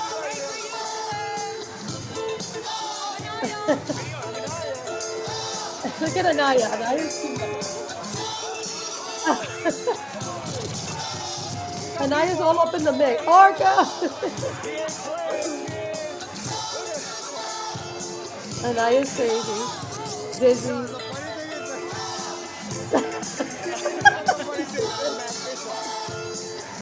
Yo, come on. That's Oh my God. yeah, you guys are family. You guys are family for life.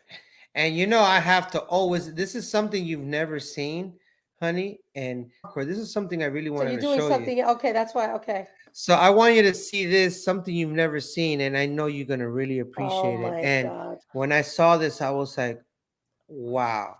So Alex Dynamo, he came out here. This was before he went to Hawaii, and he stood with me for like 2 weeks. And I gave him some work out here, and then I told him, "Yo, come out to my weddings." And I told him, "You don't have to do anything. I just want you to watch me perform, like do what I do, what I've learned from him." I literally told him, I said, "I don't want you to do nothing. I just want you to stand next to me, watch the entire wedding, and then tell me what you think." And right at the end, he was like, his tears was gonna come out because he couldn't believe how I was at that level where a formal way of doing weddings and doing all that. And he's like, he was like, "Yo, Flash, like I just want to dance, like I want to do something, like." And you didn't even call me to dance for them. And I said, "I told you I didn't want you to do anything." He said, "Nah, man, I gotta do something." So at the end of the wedding, Alex is like, "You better call the bride. I want them to see me dance." And I said, "All right, okay." The wedding is already over. Like I already said bye to the people, but the family was still there. So I want you to check this out.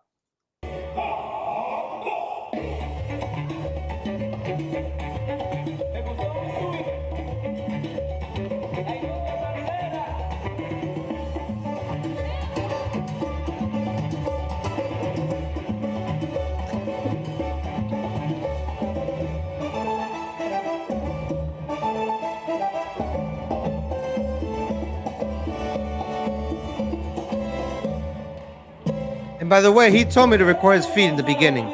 Oh, okay. I was like, He's oh, like, "Just record the feet right now." He did. Red Rock.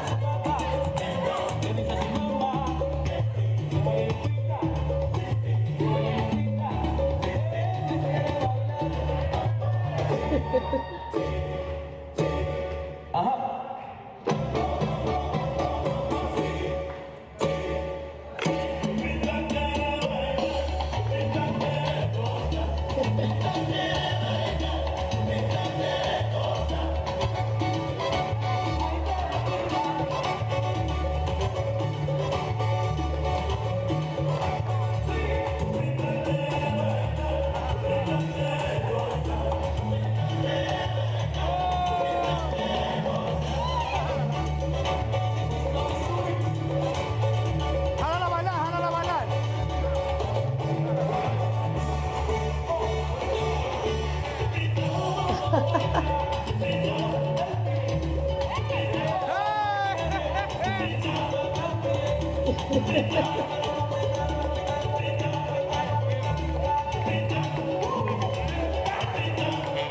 Aprende la luz, agarra ahí.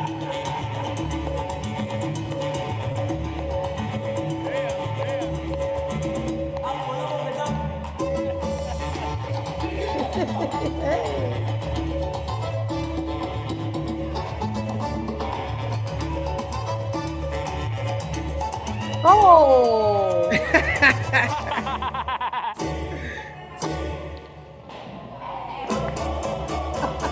he broke his butt.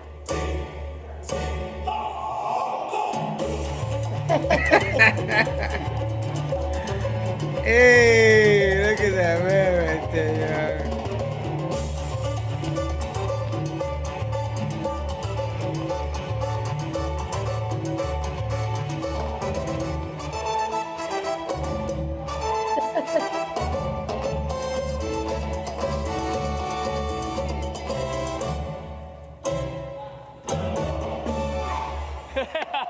Wow. That was amazing. Last song. Last song? Yeah, our song, I think. Look at that. Look at that. Wow. He wanted to perform before the wedding ended. I miss it so much, and he lives through us, and we need to keep doing exactly what he did. And it was pass knowledge, be kind, not complain that much, and just always Yeah. be happy and keep dancing. And his famous word, make it happen. Make it happen. Make it Make it happen. happen. That's it. So we gotta keep doing this. You know, his daughter is his spitting image, and she's just Oh my God, I keeps watch that all putting the out time. videos every day, and I just trips look me at her. out. I know, It it's trips me insane. out. The fact that Amazing, she's amazing. she said it. She said it that she goes, "This is where my dad died last night. Well, now I'm gonna continue, and I'm gonna dance till the day I die." And I was like, That's amazing. That's amazing. Now jumping a little bit forward. Do you remember when we met? "Yes, Go ahead. Try to remember the first time I met you. we were in Skate Key." Mm-hmm. So we were doing. I'm not sure exactly why we were there, or what. I think we Well, just decided. I know what I saw when I met you. So Okay. I don't know what you Okay. guys are doing, but I know you Yeah. guys So are ciphering. Go ahead. So I think at the time I was with Forrest. Yep. I was hanging out with Forrest, and I think I don't know. Maybe I don't know who else was with me. Wiggles. It might have been Wiggles and Kenny. Wiggles, And Kenny, Flowmaster. Flowmaster, Flow, and I think Sweepy, because it was a popper. No, No, Mr. no. Wiggle, Mr. Wiggles. It was It was Mr. Wiggles, the Wiggles. popper. Yep. Yeah. Like, I Yep. remember to this day. And so go ahead to try to see if you remember. Yep. So we went there, and it wasn't the Skate Key in the Bronx. It was another. It was another Skate Key. Yes, it was. Where in the other where it was located prior, which was Yes, another. Allenton Avenue. Okay. Right. Yeah. Yep. By the Bronx Zoo. Yeah. Yes. I think so. Right. I think so. I'm not quite sure. I'm not Yeah, quite Allenton sure, Avenue. but I know it was that one. was the first skakey, Allenton Avenue. Okay, I remember so then that. that had to be I remember it clearly. So yeah, so go ahead. So just to see where your memory is at, like, so Okay. we met, and then like what happened? And I think I see this guy comes up to me, and he's like, I think he was like, "Yo, this is dope. I want to learn," or something like that. Like, can you teach me? Can you? I was like, yeah, I'm thinking, right? That's kind of how it went. Yeah. And I was Keep like, going, keep going. yes, I can teach you. I think I was like, well, where do you live? And I was like, oh, I live there. I think because you living at Vermilion Avenue at the time. No, I was I was still on Dykeman Street in the Heights. You were in Dykeman, okay. And I mentioned it, and you were like, yo, I'm from Inwood. I live in Inwood. Yeah. And I was like, what? That was like the weirdest thing to me. Like somebody doing, because my story of when I'm at Skakey, I'm skating, I'm doing my thing. I was already an inline skater. And I hear people going, oh, and I keep looking. And the fact that I was already a martial artist, it wasn't like it wasn't weird that a fight would be breaking out like at a rink. We always used to that. If you know, in the BX back then, there was always some fight going on. So I'm like, oh, well, I'm staying away from that. But then I keep hearing people getting like, oh, like it was a different type of oh. So then I look. Oh, I think Smirk was there too, maybe. Yes, he was actually there. Yes, he was. He was.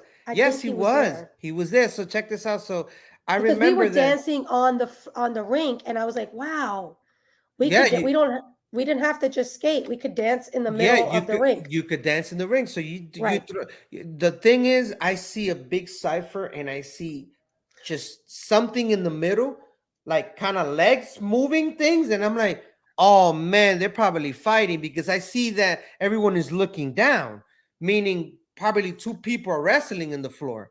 But Right. then I notice I see flip, whoop, and I see a ponytail, and I'll go, yo, somebody's flipping over there. So immediately I ran, and then it was you that you got in, you did your front flip, and you're doing your footwork. And literally, when I looked and I got to the cipher and I looked, first thing I see is you do your backspin to that pop up thing to the back. Uh-huh. Boom! You get up with Matt Ill style and you go to the side. And I was frozen, like, what the hell was that? And it's a girl doing that. And then I look, and when I look at your side, I see Wiggles with the bandana. I see you with the colors, and I forgot you what you were wearing. All I know that everyone looked for me. The fact that I come from a conservative family, for me, I thought it was a gang because hip hop. You see Forrest, you see everyone like B-boy style. It kind of looked for somebody that doesn't know breaking, they might be thugs. Like that's how I saw it. So I was like, I don't know how I'm gonna like approach them to find out how they do this, but I could approach the girl because for me it was easy to go up to a girl to talk to, but to talk to a guy, I don't know. They can be like, "Yo, get out of here." I don't know. I just went up to you, and we went near where I think you ended up getting water from where you could get food from, and then you were like, "Yo, I'm gonna teach you." As a matter of fact, I'm gonna teach you some footwork right now. And I was like, footwork? And you were like, yeah, this is called a 6-step. This is the first move I'm gonna teach you. And if you come to my classes, you were teaching somewhere already. I don't know where. You were teaching you were teaching Tuesdays and Thursday or something. I don't know, remember what it was. But I remember that Oh yeah, I had a class in because you gave me a little Pelham paper. Parkway. Pelham Parkway. Yes, Pelham Parkway. And I remember Like that over there, that community center over there. something, and you gave me a little Yeah. paper and you're like, I teach here. And then I'm like, damn, I don't know if Yep, I was teaching there for a and I'm while. like, I don't know if I can make it unless I call you and then you could talk to my parents. And then you were like, I bet. But guess what? You were like, you mentioned to me, you were like, yo, we're getting ready to do shows, we're going to start traveling, and we're going to go to here, we're going to go to Brazil in a couple of months. And I was like, oh snap. And it's like, yeah, but after that, like we could get in touch or something. So I know that before you left, you took me to that 14th Street practice, that same spot. And Because you we were still called. doing off Broadway Minetta Lane. You Did were you doing. see that one? Did Yeah, you I get got to to see see it? it. I got to see it. So Jam on the Groove. I remember I told my sister, I was like, yo, please. Because I remember you guys were always handing out flyers, because you guys are kind of promoting the show. Right. And then when I met you and you took me to that practice, to that 14th Street practice, and I see Mauricio. That's when I first saw Mauricio for the first time in my life. And I saw Quickstep, Rockefeller, Wiggles, Kenny, Bam Bam. Like it was the full cast of Jam on the Groove. Now I met everyone in the practice, and then it was a different feeling because then now I see you guys I'm in the audience watching the show. So I felt extra special. I knew these cats that are on stage. Not that I know them personally, but the fact that I went to the practice for me was extra special. Like everyone in the audience is probably like normal people. Even my sister was a normal person. I already did martial arts. I was trying to attempt breakdancing or breaking, but I really didn't understand it. But that's when I was there. And when I sat there, I could remember my hands were sweaty. You know, when you're sitting on a chair, on a theater chair, my hands were drenched in Give me sweat. chills. I got Yeah, chills. because I was like watching the entire show and I left, and you know I'm a talker. I didn't even say a word. I was so shocked.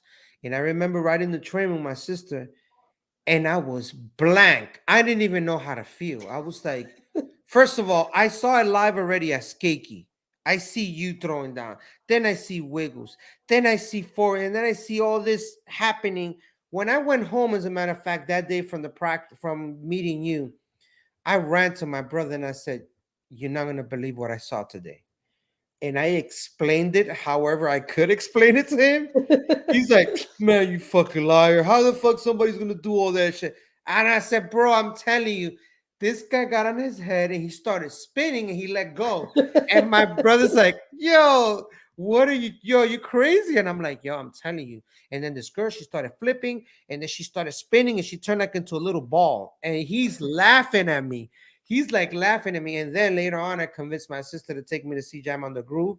After Jam on the Groove, and we're riding that train, in my heart, I already knew.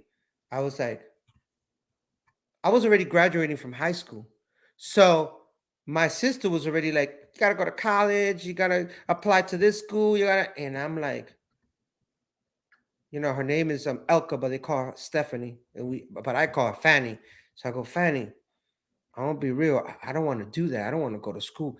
I want to do exactly what I just saw right now."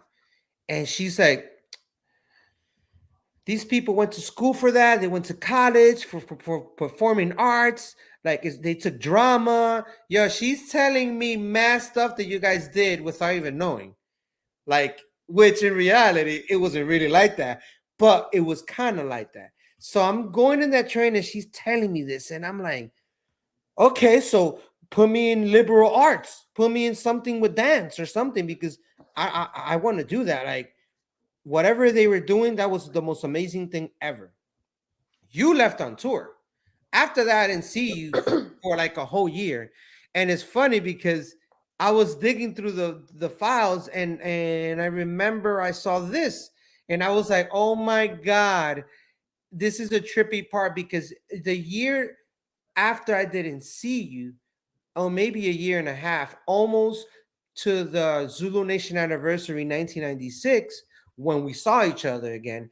Right before that, I remember going downtown 2 weeks before the anniversary. You guys already came back from tour. Wiggles was already selling 7 gem tapes, and he took the VHS to Fat Beats. You know that spot, Fat Beats downtown? Yeah. Yep. So he took. That's where Forrest would work.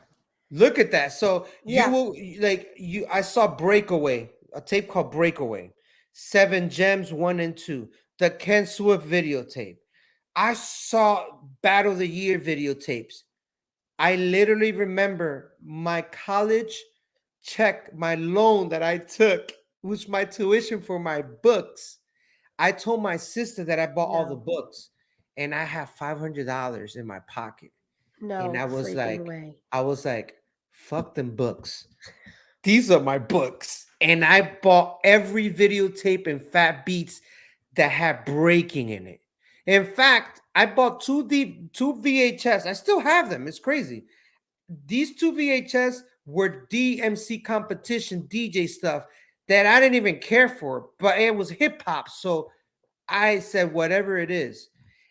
I remember I spent like $300 at that spot. And the guy that was there, he gave me a t-shirt, stickers, because he couldn't believe all that money I spent there.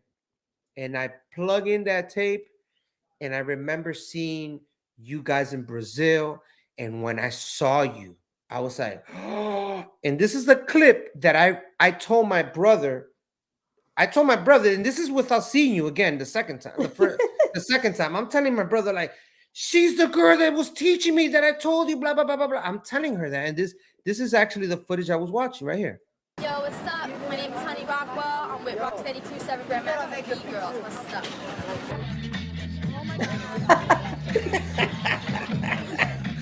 I'm watching this at home on VHS, and I'm like, look, watch, look at her break. That's Israel, right? That's Israel.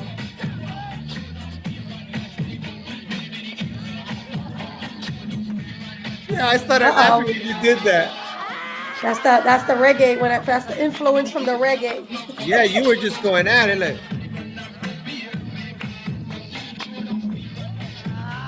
This is Tel Aviv.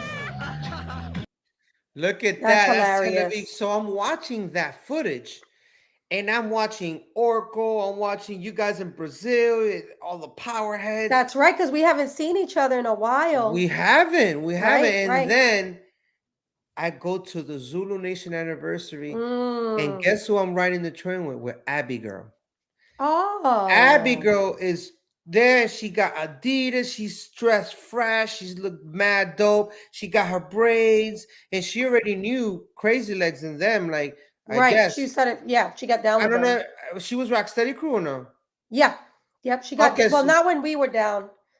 They got down after. Later, but I know that at that time, this is like 95 now. So or maybe 96. I don't remember what year was it, 95 or 96, but I remember we went to the Zulu Nation anniversary and you were there. And I was like, honey, oh my God, you remember me? And you were like, oh my God, I remember. And I said, yo, check this out. And I started doing flares, windmills. I did an aerial. And then I was like, come with me. Yep. Let's make a routine so we can battle everybody in here. Yes. And we did. Yeah, and you were like, yo, I was like, good. You got I an saw aerial. you could do some stuff. Yeah, you're like, you got an aerial? I said, hell yeah. I said, let me see it. And I did the aerial. You're like, yo, we're going to do an aerial. You're going to do a front. And I said, I got that flip that you do. And I did the Webster, that flip that you do. It's called the Webster. I never knew that was the name for that move.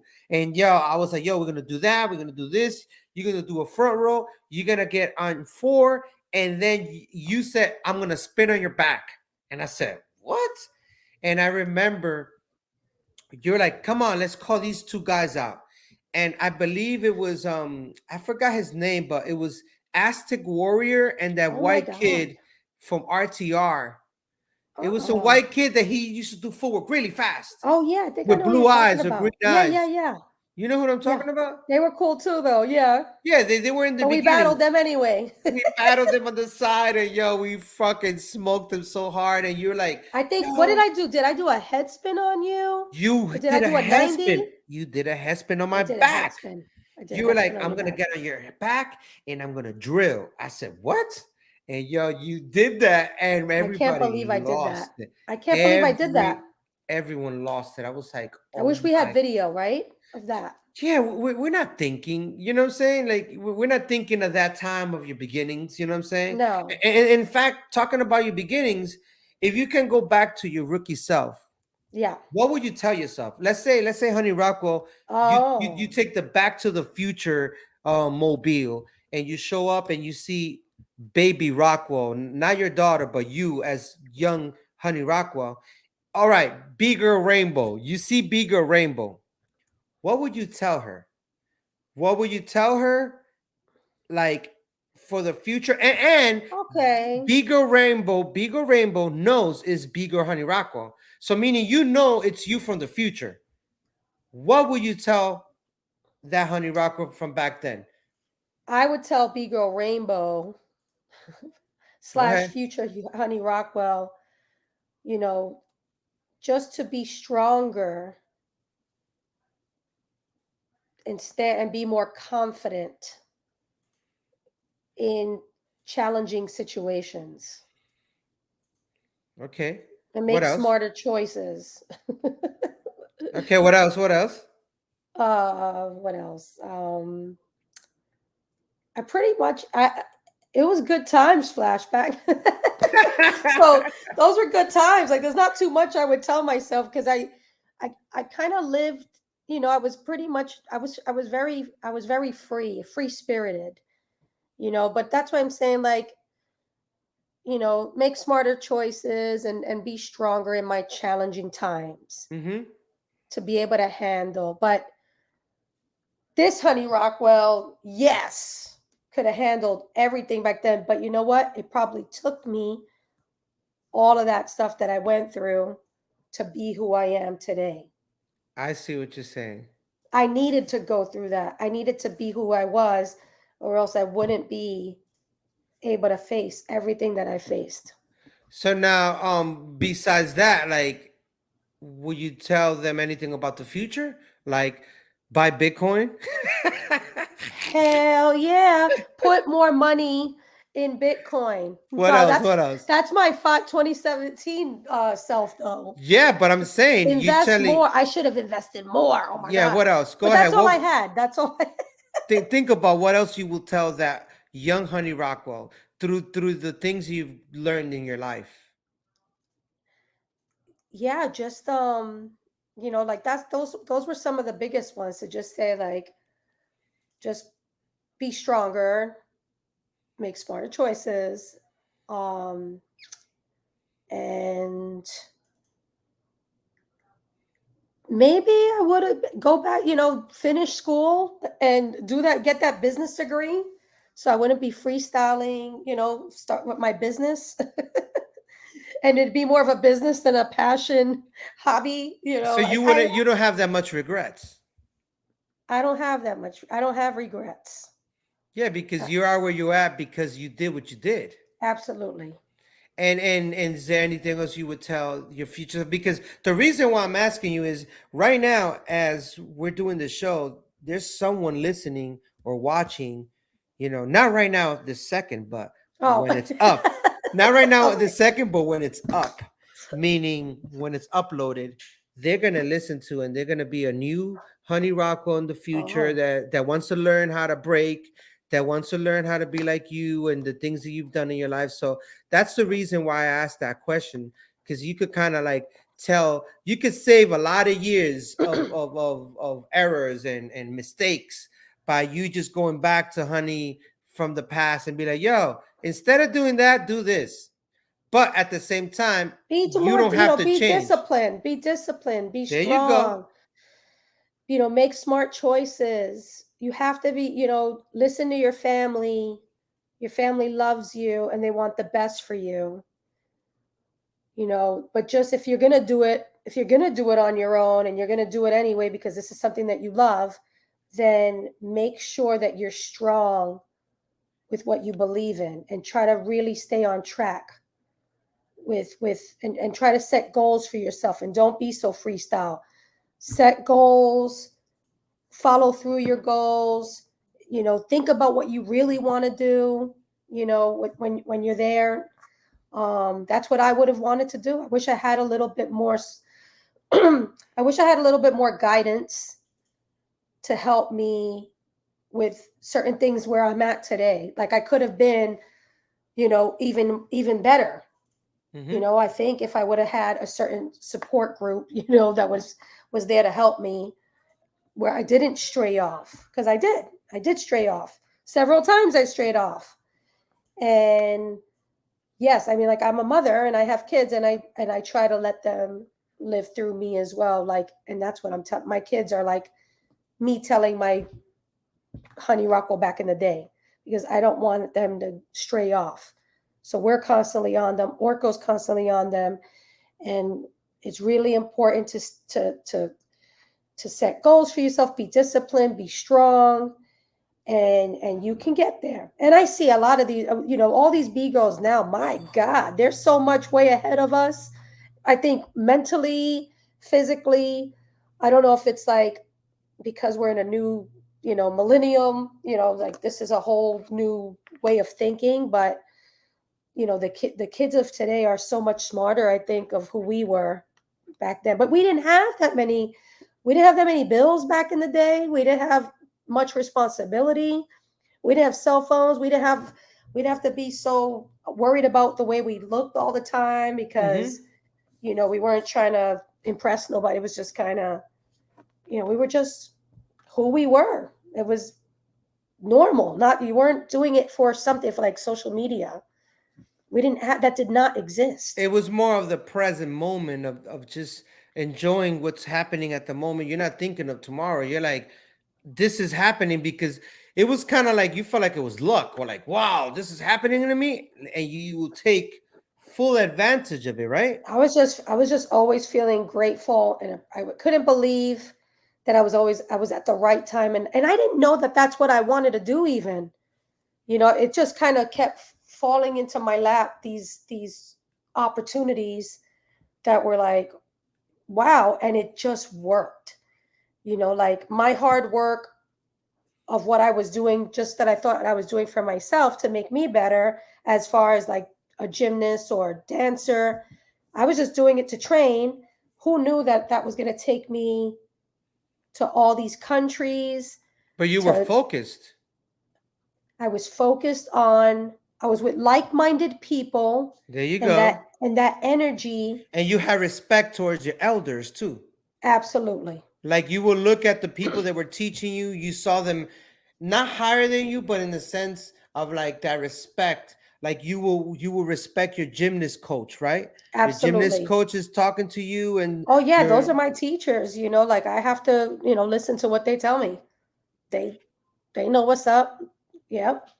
Now at that time, which is crazy because it's such a beautiful thing that you're passing on these things. You have Rockwell Dance Academy. You're teaching the new generation, all like the hip hop, like from MCing, DJing, the Bgirls and the Bgirls, the graffiti. Like you are doing so much for Kennesaw, Georgia. Like I know there's nothing out there that is exactly what you guys are doing, and it's so beautiful that you still have that same formula.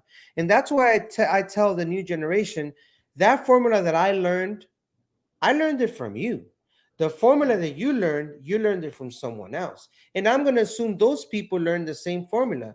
And it was kind of like the same formula, the same elements, the same way of learning how to travel, how to perform, how get your resume, get your comp card. Like if you, like you said, you surround yourself around these certain people that you really love and that they're genuine with you, and they want to push you harder, they want to do better in your life.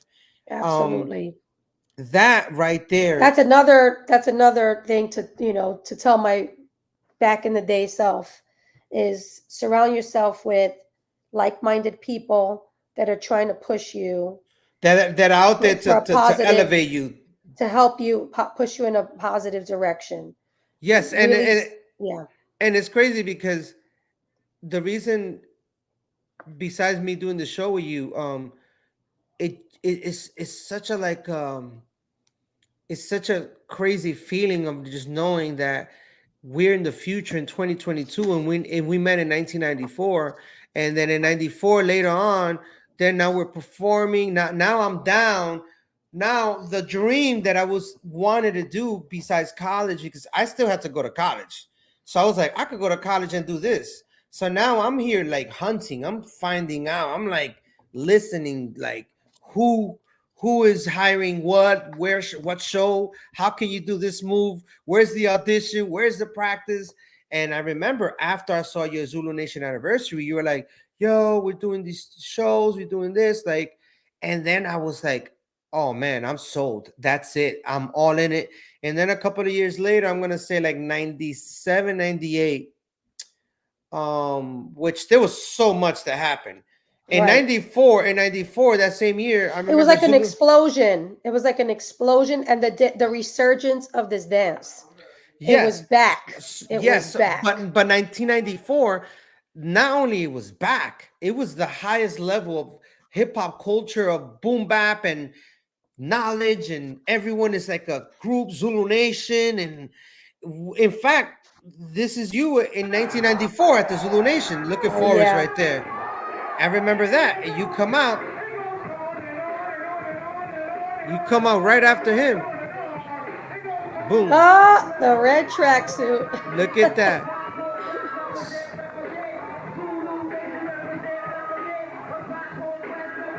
Me and my backspin, see? Always have a backspin. Yo, and you did do it. Look at Smirk too. Smirk, I'm telling you, like you were ready everywhere. You were ready like in every jam, Then I remember seeing you again. Like then I started seeing you everywhere. Then I saw you at the Pop building when you guys were doing the Rocksteady. Yeah, you're back. So now I see you at the Rocksteady No, that was actually you guys were doing a show. Yeah. That's the one that you slipped. That everybody was like, Oh yeah, the Puck Building, the right? Puck Building. Puck I saw you Building. there. But Cyclone, Oh. Tony Bones, and them, like they Oh, were yeah. the ones. They were the ones that showed me the ropes of the nightclubs. Like they were the ones that took me to the Tunnel, Twilo, a bunch of gay clubs, but they were playing house, and it was all about the dancing and like they took me to Limelight, they Sound Factory, Danceteria. They took me to fucking Palladium, Webster Hall, Roseland, Wetlands. Like yo, all of them. They opened me up when it came to the club scene, like the night scene. You were more of the hip hop culture, like teaching me breaking. And then a few years later, I auditioned. You call me up and you're like, yo, they're having auditions for this theater show. It's kind of like Jam on the Groove, the show that you saw in the past, but this is a new one. You should come and audition. And I said, really? He said, yo, I'm cool with the cast. I'm already part of it. And I was like, yo, I'm down. I went and I remember you were like, yo, just do everything you do. And I remember Steve Love shows up and Steve Love is there.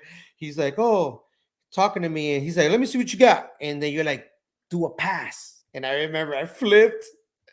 And then he was like, yo, do your power moves. And I did my power moves. And Steve Love immediately pulled me to the side. He's like, are you available for this day and that day and this day and that day? I was like, I'm in. And I remember you were like, yo, he likes you. Yo, you're going to do shows with me. I got my first show with you. Right here. And I did the first show with you, Yaya, Miss Twist, and yourself. And they sent us to... I believe it was Queens College. Okay. We did a performance, so maybe you could correct me, but this was my first show on stage with you. And I remember that I was like so nervous and we didn't know what to do because we couldn't rehearse. So you were like, all right, this is what we're going to do. I was like, and at that time, I wasn't even called Flashback yet. I was just like, probably like just my name.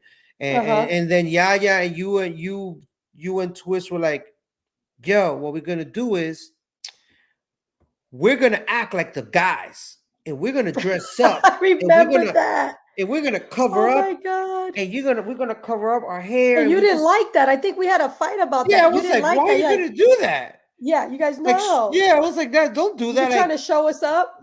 Well, I kind of like wanted it was already impressive you coming out as Bgirls because nobody was thinking that Bgirls were going to throw down. Plus, you guys were nastier than us. So, I was like, damn, they really want to make us look bad. Like, that's how I felt. Like, I was the crowd went nuts. Well, here goes. This is the show right here. No, stop it. Stop it. Who is that? That's Twist. No, that's you. That's you right there. Yo, why are you so baggy, yo? It's ridiculous baggy.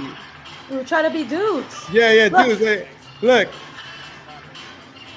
Oh my God. Yep.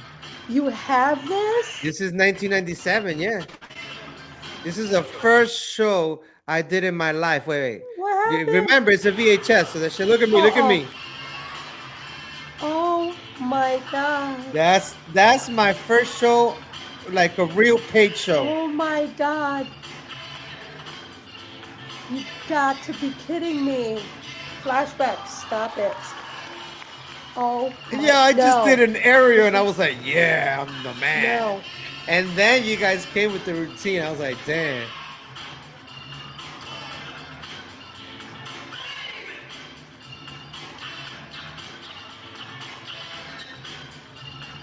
Yo, you guys are so ill.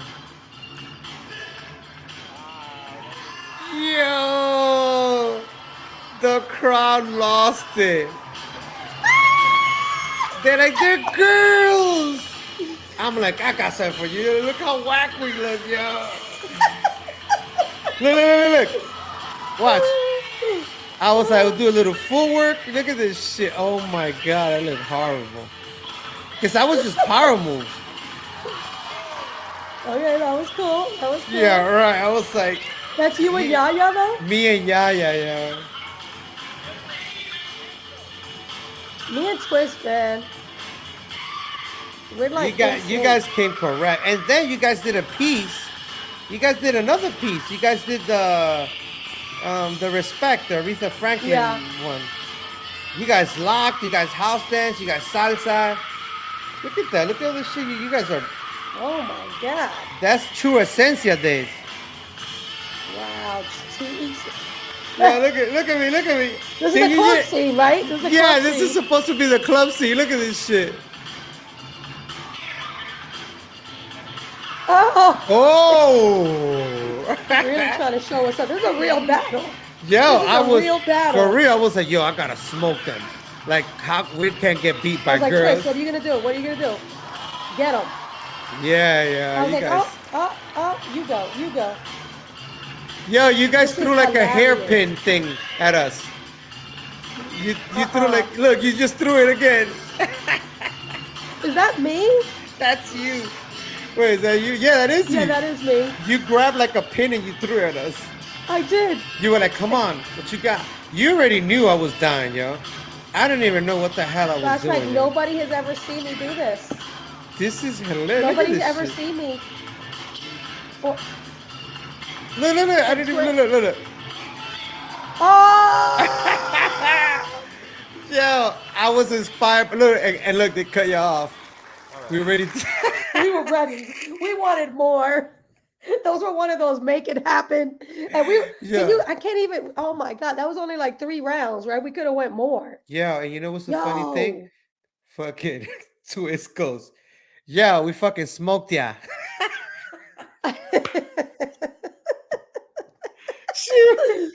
Yo, I remember that. Yo, we met in the middle. She's like, yeah, we fucking smoked ya. And I said, damn, man. And I'm looking at yeah. Just like we're looking at each other like, yeah, they fucking smoked us. Like no, what we were gonna do right there. And then I remember then after like the end of the year, I got better and better and better doing choreo and doing the little things here and there. That's when I met Alex. And when I got the call from Bam Bam, because you introduced me to everybody. So then you told Bam Bam, I got the perfect person for this show that you're looking for. And then Bam Bam calls me. It's around like 9 at night, and I think it was like a Tuesday. And I remember that he calls me and he's like, yo, what's up? This is Peter, aka Bam Bam. You've met me before, but HoneyRockWell, she gave me your number because we're looking for somebody to do a show, to go on tour around the United States, and it'll be you and another person. And I was like, what? Like, hold up, can I call you back? And then he was like, all right, call me back. He gave me the number, and then I called you. And I was like, yo, honey, do you tell him? He's like, yeah, Flash, you should do it. And you're like convincing me, like, you could get paid, and you know, this is your dream, and you're telling me all this. And I'm like I couldn't believe it. I was like, what? And I remember that I had like 2 more years of college, and I had to take a year off because I was like, it took me 6 years to get my college degree. Oh, wow. Because I did summer school, and then my sister will be so upset because like I left. I was like, I'm doing it. And I remember then after I called Bam Bam, and Bam Bam calls me back, and he's like, oh, I called him, and he's like, let me call you back. And then he calls me back, and he's like, all right, so you down? Well, I'm gonna give you this guy's number. His name is Alex Leandro. And I go, okay. He's like, yeah, you probably know who he is. And I'm like, all right.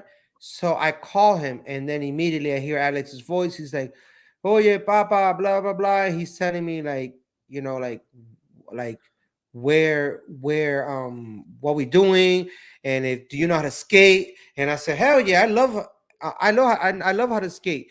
And then he's like, yeah, I heard you could do windmills and you could do flares on the skates. And I said, yeah, man, I could even flip on them. He's like, oh, really? That's good. And then I remember that's when I was like, he told me, he's like, all right, so we leaving on Friday. And this is a Tuesday. I was like, what? What do you mean we leaving on a Friday? He said, yeah, man, I'm gonna pick you up. It's me and you. We leave through Jersey, then we go to Philly. You need to go to the fax machine, and I got a fax machine, and he faxed me the schedule, and it was like, oh my god. As a matter of fact, I have the schedule with me still. Oh my God. I literally have the schedule with me. There's something some people seem to misunderstand about you. Like Gullible. they think you're gullible. Thinks, yeah, they might think I was gullible and kind of like, happy, which I was. I was happy. I was a happy dancer because I had already stuff that I was going through that was very stressful about me. So the dance made me happy. So Oh, when okay. I would That was dance, your outlet. That was your it was outlet. my outlet. It didn't give me aggression. Burn One was one of my teachers as well. And Burn used to get, so because he was down in Rocksteady, and he used to be like, well, stop doing that happy top rock, like, Yeah, like be aggressive. stop, be me. And he would like battle me to get me angry. He wanted to get me mad. So he wanted that inner tiger to come out. But I didn't feel it because I was like, I'm Yeah, a because former. yeah, that's how you I feel. didn't have anything to be that aggressive about. It was just like, this is fun. I love doing. I feel like I'm in a safe space to do what I do, and it made me feel happy to be around these people. So I didn't feel like I was. That's why I didn't feel like that. So that was what. Yeah, definitely. Like they were like, she's so happy. She's gullible. Like believes everything. Um, that was a big one. So a lot of people, they see how nice you are. You're very friendly, and Oh immediately yeah, they're like, oh yeah, she's I gullible. get that still to this day. You're too nice, honey. You're too nice. Now, what is the greatest lesson that you've learned so far since then, since you started? Like, what's the biggest lesson you've learned? Don't be too nice. Don't be too nice. Okay. So Yeah, how will you balance it? Don't be too nice. just kind of make a better judgment of the situation, and better judgments, better. You're making me think deep. Flashback. You already know. That's what I do. But yeah, like making better judgments, and that was, and just like we said before, the discipline, the structure, those were all things that I think, I had to learn and go through the bad, challenging times to know Definitely. what that is, and Mm-hmm. to help pass that off to my kids and my students. Yeah, because I want my students also, because I'm like, hey, I know the world you're about to enter. I know that what can happen with you being around certain types of people, and you need to, make sure you're dressing appropriately, like for girls, for the Bgirls in my studio. Make sure, the Bboys know you don't say that you're better than the girl or boys dance better than girls. No, you help. If you feel like your sisters here in the studio are not doing so good and they can use your help, then you help them. And I really did. Like, I can't really, a lot, everybody in Get Original and Rocksteady, like they helped me. There wasn't a lot of like, they were supportive. I had good support. It was, there were other things that, you know, made me kind of like stray and be gullible about. But for the dance, if we're just talking about It dance, is, yes. The dance, the hip hop, with everything. the dance, I had great You have support full from my support. brothers. Yeah, like Fable was always helping me. Wiggles, that was big. Those are my big brothers. Desola, Doc, all of them were my big brothers. That things happen, when you're like, things happen, That's but life. that's life. You live and you learn. We're adults, though. We weren't Hmm. kids. We were all adults, and we were all able, to be who we were and do what we wanted. Like we, we didn't need anybody telling us what to do. Um, but for dancing and stuff, that they were there. I got a lot of tough love. They gave me a lot of tough love. But like I said before, if it wasn't for that and the tough love that they gave me, once again, I wouldn't know how to deal with a lot of the things that I do today.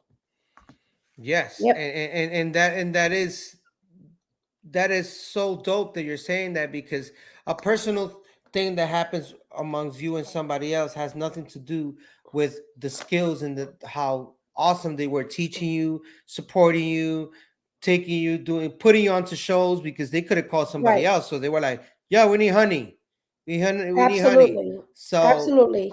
so Yep. it's dope. So props to Fable, Seven Gems, Oh everyone yeah. else.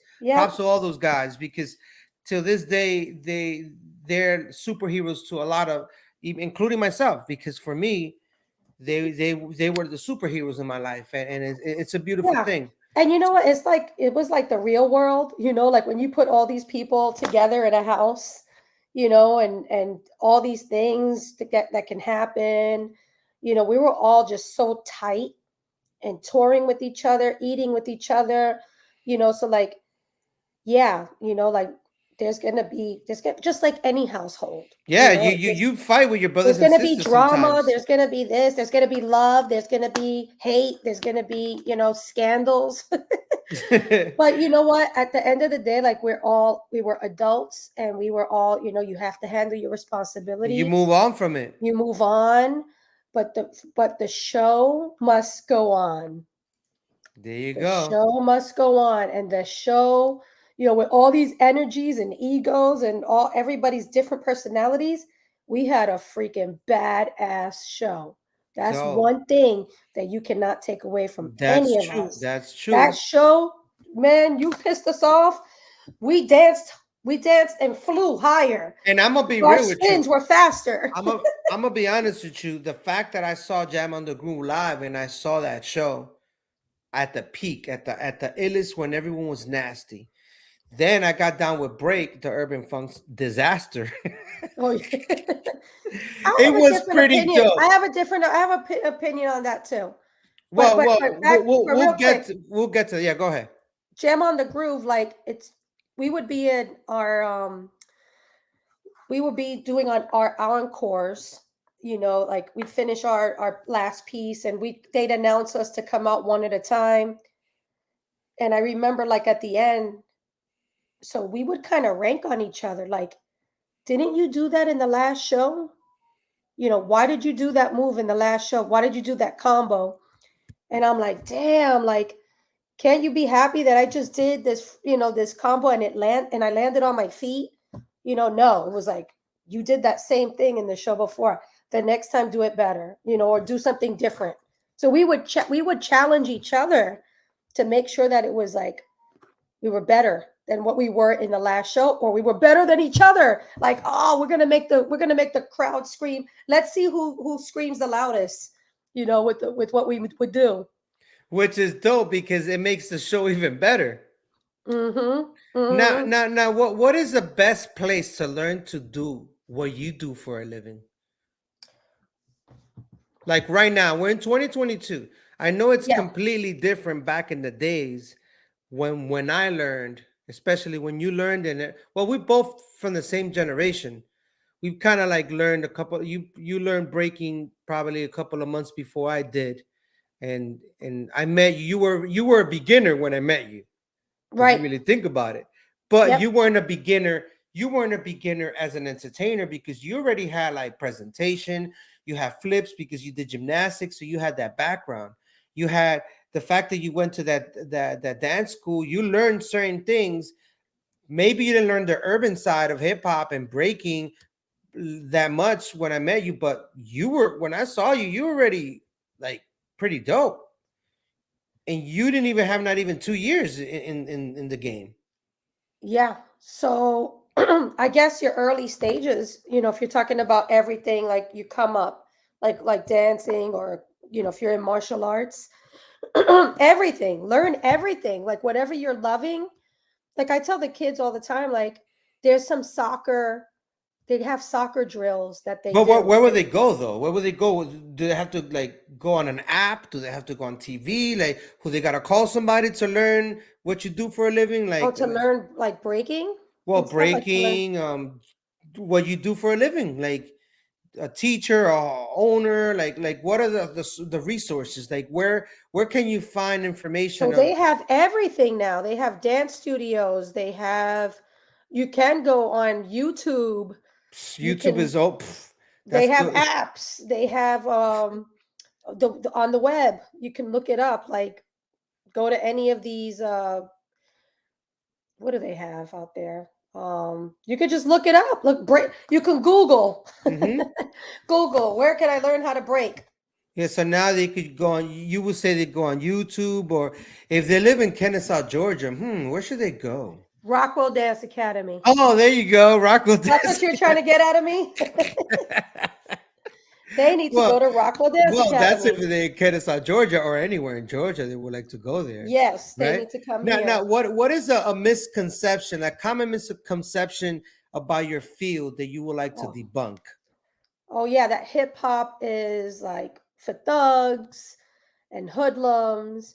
Um, and I just want to let people know that it's not. This is family friendly and kids. It's good for kids of any age, and it's good for adults of any age. This is family friendly for everyone to enjoy. Okay. So that's the debunk right there. Mm-hmm. Okay, so for those listening or those watching and listening at the same time, this is Bring your positive hip family. hop. Yep, hip hop. This is the positive side. Oh, This and is- I don't know if I have to say original hip hop. yeah, original real hip Old hop. school hip hop, because hip hop, there's new school hip hop, Yeah, which is new school hip hop, and yeah, then yeah. there's traditional classic. Okay, that That's what I'm classic, saying. yeah, that traditional Classic classic hip type. hop. So Classic that's the hip one hop. that you will point your fingers Well, to go there. yeah, well, That will yes. be the spot for you, right? Well, our mission is to preserve the original styles of hip hop dance. So that's what we do. Dope. Now, what is your definition of success? So for me, I'm a lot different than most because I feel like I live on heaven on earth. Okay, go ahead. Speak your And truth, girl. success, I am very successful, but success is meaning working hard to enjoy the things at the light at the end of, there is a light at the end of the tunnel, but you have to work hard. I don't believe in being lazy and sitting on your butt thinking that things are going to be coming to you. You have to work hard. You have to do your work. And guess what? You think that you're going to pay your dues and be like, oh, I've paid my dues and I'm entitled to this now. Hell no. I'm 50 years old. In a couple of months, I'm about to be 51. Oh, snap. And I'm still doing things for free. And I'm still paying dues for my dance studio because my dance studio is this year is ninth year. So 9 years, compared, but that's What's up Rockwell with Dance. that 10-year anniversary? I want to go on. Oh and do no, a you're party. in. You're Rockwell's 10-year Rockwell reunion. Yes, let's do it. I'm there. Come on. 2024. So we're going to the Olympics. Oh. You're coming to do the Oh, we're gonna recital. be chilling in France, in Paris. So just We're get chilling. ready. We're chilling. I went For to those that World don't know, breaking, b-boy and b-girl is going to the Olympics in Whoop, whoop. 2024. Yep. Can you hear? Yeah, I can't even believe it, man. This It's is gonna crazy. be. We were at World Games. I needed to talk to you. We went last week. I saw some of the footage. I need to talk to you. We mind blown. I need to talk. You got a taste of it. No, I got a taste of 2 years. What's going to be going down? It's amazing. It's surreal. Wait till the fact that you're saying that is getting me a little hyped. But and you're You're gonna know. You're gonna feel me on this. You're gonna feel me on this because you can appreciate we're athletes also. So like, Yes, definitely. Because um, I'm also an athlete too. So I mhm. do respect the people the B-boys and Bgirls that are basically looking into the future of being Olympic medalists. And I also look at the people that want to preserve the culture underground and not go corporate that way. It's all good. We got two angles. You could be a performer, or you could be a battlehead, or you could be the Olympic star. You could do the three of it. You could play around with whatever you want. There's no rules in this. Like, Yep, as long as you're doing this, for fun and loving it and being peaceful with it, you're not hating on people, you're not stepping on people's toes. exactly. Definition of success is, say that again. Is working hard and being happy with your results and being content. Meaning it doesn't have to be financially in reality, right? No, because for some reason and somehow, I never the money. I never had the money. It's weird about the money, but the money I always was able to take care of my kids because of this dance, and my feet helped me pay for everything, and hip hop and HoneyRockWell, the name, the So so brand. so basically you have been in your life that you had not that much money and you still felt But successful, I and you lived a still, very rich lifestyle. there you go. I've And then flown you've on. had money and you realize that having all that money is still not really the The money success. goes. The money goes. The money goes. But what I feel here, I get to walk outside and see have a house. We have beautiful grass. We have a doggy.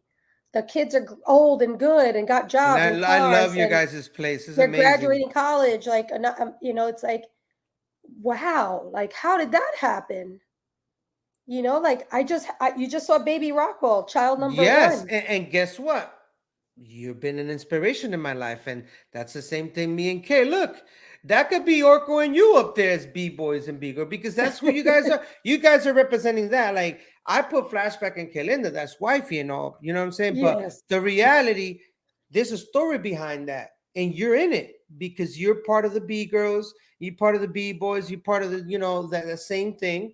And I had to put up there, I had like a B-boy doing a freeze. But then I Yeah. said, man, I want to No, I represent love the, this. the B-boy and the B-girl. So you This could was put just, great. you know what I'm This was saying? perfect. So Perfect. now what's an advice you will give someone wanting to get into the hip hop culture? Let's say you're just Oh, yeah. chilling. Let's say you're just chilling in the bus stop. I don't know why you're at a bus stop, because you got a whip. Sucking on a lollipop. And you're sitting there and someone goes, man, you dress fresh. I like how you dress. And you're, oh, that's hip hop. Oh, word? I never heard of that. What advice you would give them if they want to learn, or they want to Try get into the everything. culture? Try everything. Learn about it. You have all this access on the internet to really know our culture and our dance and history of it. Talk to people. Like, oh my God, imagine if we that's a good question. Like, you should put this as part of your interview too. Go ahead. Other people say, like, imagine you had access in 1990, 94 to technology and internet. What would you It would have been do? over. Exactly. We would Well, have had at the millions level of that views we are back right then. now in 2022, look at the quality of the footage. This Like, is this insane. is not even close to. If I show up like this in 1994, people will be at the house screaming, "You're an alien!" Yeah. Like, you know what I'm saying? So you will give advice in the sense of like just like, well, who to talk to, like because they could type in on YouTube hip hop and Little Poopy pops up, and you're like, Right. who the hell is Yeah, this? And then see, get in where you fit in, and hopefully it's positive, and hopefully you're surrounded by like-minded people, and hopefully you work hard if this is something you want to make a career in, because you can, if this is something you want to continue for the future, their sky's the limit. Like, that's the beauty of hip hop. This allows you to be anything, anyone you want to be, any career choice you want. It doesn't have to be just dance or the music or any of the elements. You could do videography. You can do your photography. Look at these guys from Stance and like Quan doing all those like amazing Yeah, like the editing, photography, like they're highlighted the b-boy, videos. they're the they're like so dope. Their b-boy photography and the videos, and they're doing great with that. And that's what they like with their contribution. Everything helps. Everything, whether you want to be the hip hop poet or you want to start a garden and call it the hit, be a whatever you want to call the garden, like you can do anything And with this. just do it really good until you And- get so good that people pay you for it. right, because hip hop are the hip hop life are the elements of hip hop life. Yes, because it is a life. It's a way of living, the way we It's live. a way of Like, living. yes, definitely. And how many countries has hip hop taken you to? Oh, I never counted, but Brazil, Germany, Paris, so Europe, Finland, Vienna, Austria, Japan, Korea, Hong Kong, Singapore, Wow. Scotland, London. Oh my gosh. Yeah. So many places, right? Yeah. Yes, like it's crazy how many passports. When you look at the back, you're like, yo, we need new passports, because Yep. they'll tell you, they'd be like, they look at it and they're like, wait a minute, you got this passport 4 years ago and it's already full? Like, what are you doing? Like, and they have to add like another thing and they keep going. It's amazing. And hip hop took you there. Hip hop, my feet. HoneyRockWell took me there. Yep. There you go. Now, do you feel there's a lack of respect for the elders now in this generation? But I don't, you know what? It's like I don't blame them. I don't blame them because it was so contained for a while, where the elders were like all the New York City. At one point the only elders existed that were the real were from New York. So The pioneers that started this. of course, yes, that's what I'm saying. Yep. And as it spread, and as these different countries started creating their own history, Mm-hmm. Things started getting lost in translation. Like moves, history, dates, who invented what, and then it just kind of like rapid wildfire. It just started changing, or people would just kind of, all right, well, they didn't know who to believe anymore. Do you feel that old generation stop teaching the other generation how to do it the way they got taught the same way? Because I know that the way I learned it from you guys and the generation before me, I took that well and I passed it along as I toured with you around the world. If you remember when I used to do audience participation, and sometimes I had to give lectures on like hip hop and explaining to people the difference of hip hop and what's hip hop, what's not, the elements, basically, what this show is built around. And do you feel that is that just people weren't being proactive and taking the time and teaching knowledge to these new generation and telling them you got to pass it along and you got to do it this way and you got to do it that way? Do you think they just held all the information and they just didn't give it to them because they want to look dope? It was a little more like this, because it was more, you're not going to learn this until you're deserving of learning this. Back in the day, you didn't just get it easy. You had to work to get No easy information. props. No easy props. Yep. Now everybody claps a half a 90. Everybody, now the new thing is put it out here on social media, and let the world know, hey, I'm going to take a picture every day. Look at me, look at me, look at my flares, look at my new combo. Oh no, you didn't do that back then. We kept it. Your practices were private. you know, what you They were talked very about was private. territorial, right? Territorial of like, nah, man, Yes, we had to be- you ain't this crew. You can't be here. What do you mean? You No, can't because be you here. didn't want anybody to bite your moves. And what's funny is that, you know, biting, you know, I remember the evolution of the bite and when biting really became like, because you would see, you know, all the videos were circulating like, oh, you're a video dancer. You just be watching those videos. And then it was a good thing. Like, yeah, we don't watch videos. We just train and we just practice. And you know. see the original moves pop up because you're not watching videos. Right. Because you do Right. so many crazy things and you're like, I've never seen that move. Yeah. So you Right. can't But you didn't imitate it. know, that people were actually like because of these videotapes, it started blowing up more and people started innovating moves. So you know, it's questionable. Like if people saw a move, yeah, he clearly bit that move. Look at, or not, you know. So you know, the youngins, yes, they need to know. And if you're going to be like, if I want to join skateboarding or if I want to join BMX, I'm going to want to know my history. Like I want to know about the girls. You know, I'm going to do my history and know like the history of BMX. Where did it come from? Like who was the first girl to do it? Like where the competition? Like I have no clue or nothing about BMX, but this is what I would want to do. Like I'm like, I want to know, and I want to know everything. And I want to be taught by the guys that have respect in the game and the ones that got it, you know, I want to hang out with those people. Not only that, those that know that you know they're official. They're like it's like kind of like in back then. I'll go to the gymnastic or in the kung fu movies you used to watch. If you remember the kung fu movies, they will go to the sensei in the mountain to go to this certain mountain, and they'll be like 36 chambers in order to Absolutely. make it to the sensei, and for him to give you an hour of practice. Let's say, like Yep. now, Orko was training somebody this week and he had the kung fu movies on. And he had a guy come over and he's training him and the guy's like, it's so, I was like, oh my God, this is just like the Orko's that guy like, yeah, the now take Grandmaster, the pills of Grandmaster water. Oracle. Yep, he's Grandmaster Oracle right now, and Uh-huh.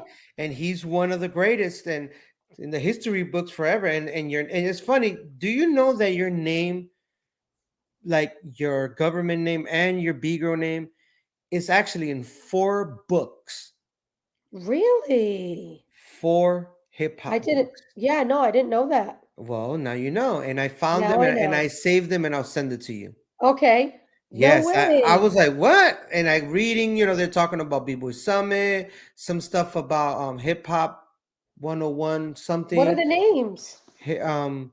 I'll send you all the information after Okay. the show, and Okay. I'll let you know. Yeah. Now in the current state of hip hop culture, what is something you would like to change? Hmm. Definitely have more events that include the, you know, the legacy, Like the knowledge the base? legacy crew and get paying respect to the ancestors, you know, the ones that came before. And if he's still here, invite them, you know, give them VIP, give them that special treatment to come to your jam, you know, and give them a, you know, show some love. It doesn't have to be everybody, you know, maybe like, you know, if you could have like 1 or 2, but we have something at Rockwell that we do, and it's we have the Kid Dynamo Legacy Scholarship. Amazing. And it's being able to help a child or anybody. It doesn't have to be a child. One of the because we gave it this year to a young girl who's one of my instructors. To actually, we gave her the Kid Dynamo Scholarship to take the class lesson with the Janet Jackson choreographer Tina Landon, who's in Atlanta. Look at that. And we, you know, scholarshiped her into, we paid for her to take that class. Amazing. Because Dynamo was about all dance, and Dynamo was about definitely showing love and helping you get to that next place in your career with your dance. For sure. So we gave it to Kayla this year. Her name's Kayla. Oh, that's awesome. Yep. And she, you know, she rocked it out. It was so much fun. She had a blast. But that's something, you know, that I would like to help encourage people to do. Not so much, not so much change, because I'm more about looking at the glass half full than half empty. And I know you're always about ideas and Yeah, beautiful things yeah, to do, right? yeah, things like that. Like, like if there's a lot of OGs that are still out there, and actually, like you guys are like in that same bracket. So there's a whole, there's a whole crew of you guys now, and it's up to you guys. Like you guys are like the OGs, and you guys, it'd be nice for them to recognize that. Well, hopefully people do recognize that we can't force the hand. We just gotta like continue doing the work, continue being positive. We work a lot with Absolutely. child of this culture, and we travel a Absolutely. lot, and we're all about Yep. the kids. We're all about protecting the kids. And Like the plaque we gave, you got that plaque still? oh, right here, look at that. I have right here. Look at Wow. that. Oh, it's shiny. Amazing.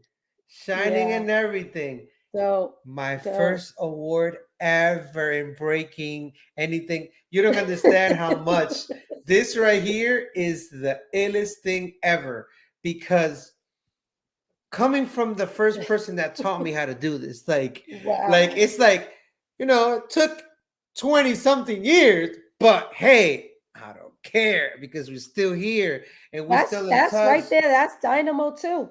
Yes. That's dynamo. That's Yeah, right there. and that's why it meant so much to me. I know he probably wanted to see me get that award, but it was the right moment you did it at that right moment, because I felt some type of way, but it made me feel a certain way, so emotional that was kind of like weird.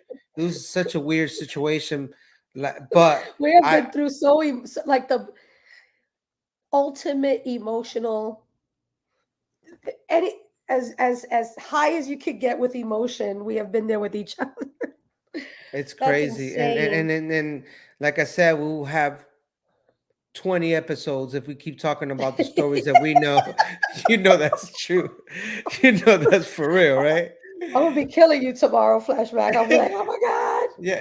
Now, what is something you can contribute to the culture to make it better, or you're already Yeah. contributing something to the culture? What is something you are doing, or something you can contribute that? Yes, yourself, Yeah, Honey Rockwell. Yeah, we've got, I'm contributing every day. Like when the kids came today to my house and they were using our hot tub. Okay. Look at that. The kids are like, yo, honey, we're gonna use your hot tub today. And their auntie was here, they were in there just hanging out with Orko, like, yeah, and they're lifting weights. It's not just our school is not just a school, it's like a family, and it's a lifestyle. And it sounds that you're contributing positive, genuine time with your students. Time. That's basically, and that's what the majority of people in life need, is people spending time on them, and helping them mold their skills, or it can even be have a conversation one day. And You could, some of your students will show up at your when you're going to teach, and they feel down because maybe their parents are fighting, and you pull them to the side and you have a quick conversation. Absolutely. And you brighten their day, and then that day you could be like, yo, you see how angry you are right now? Well, right now you're about to enter this battle.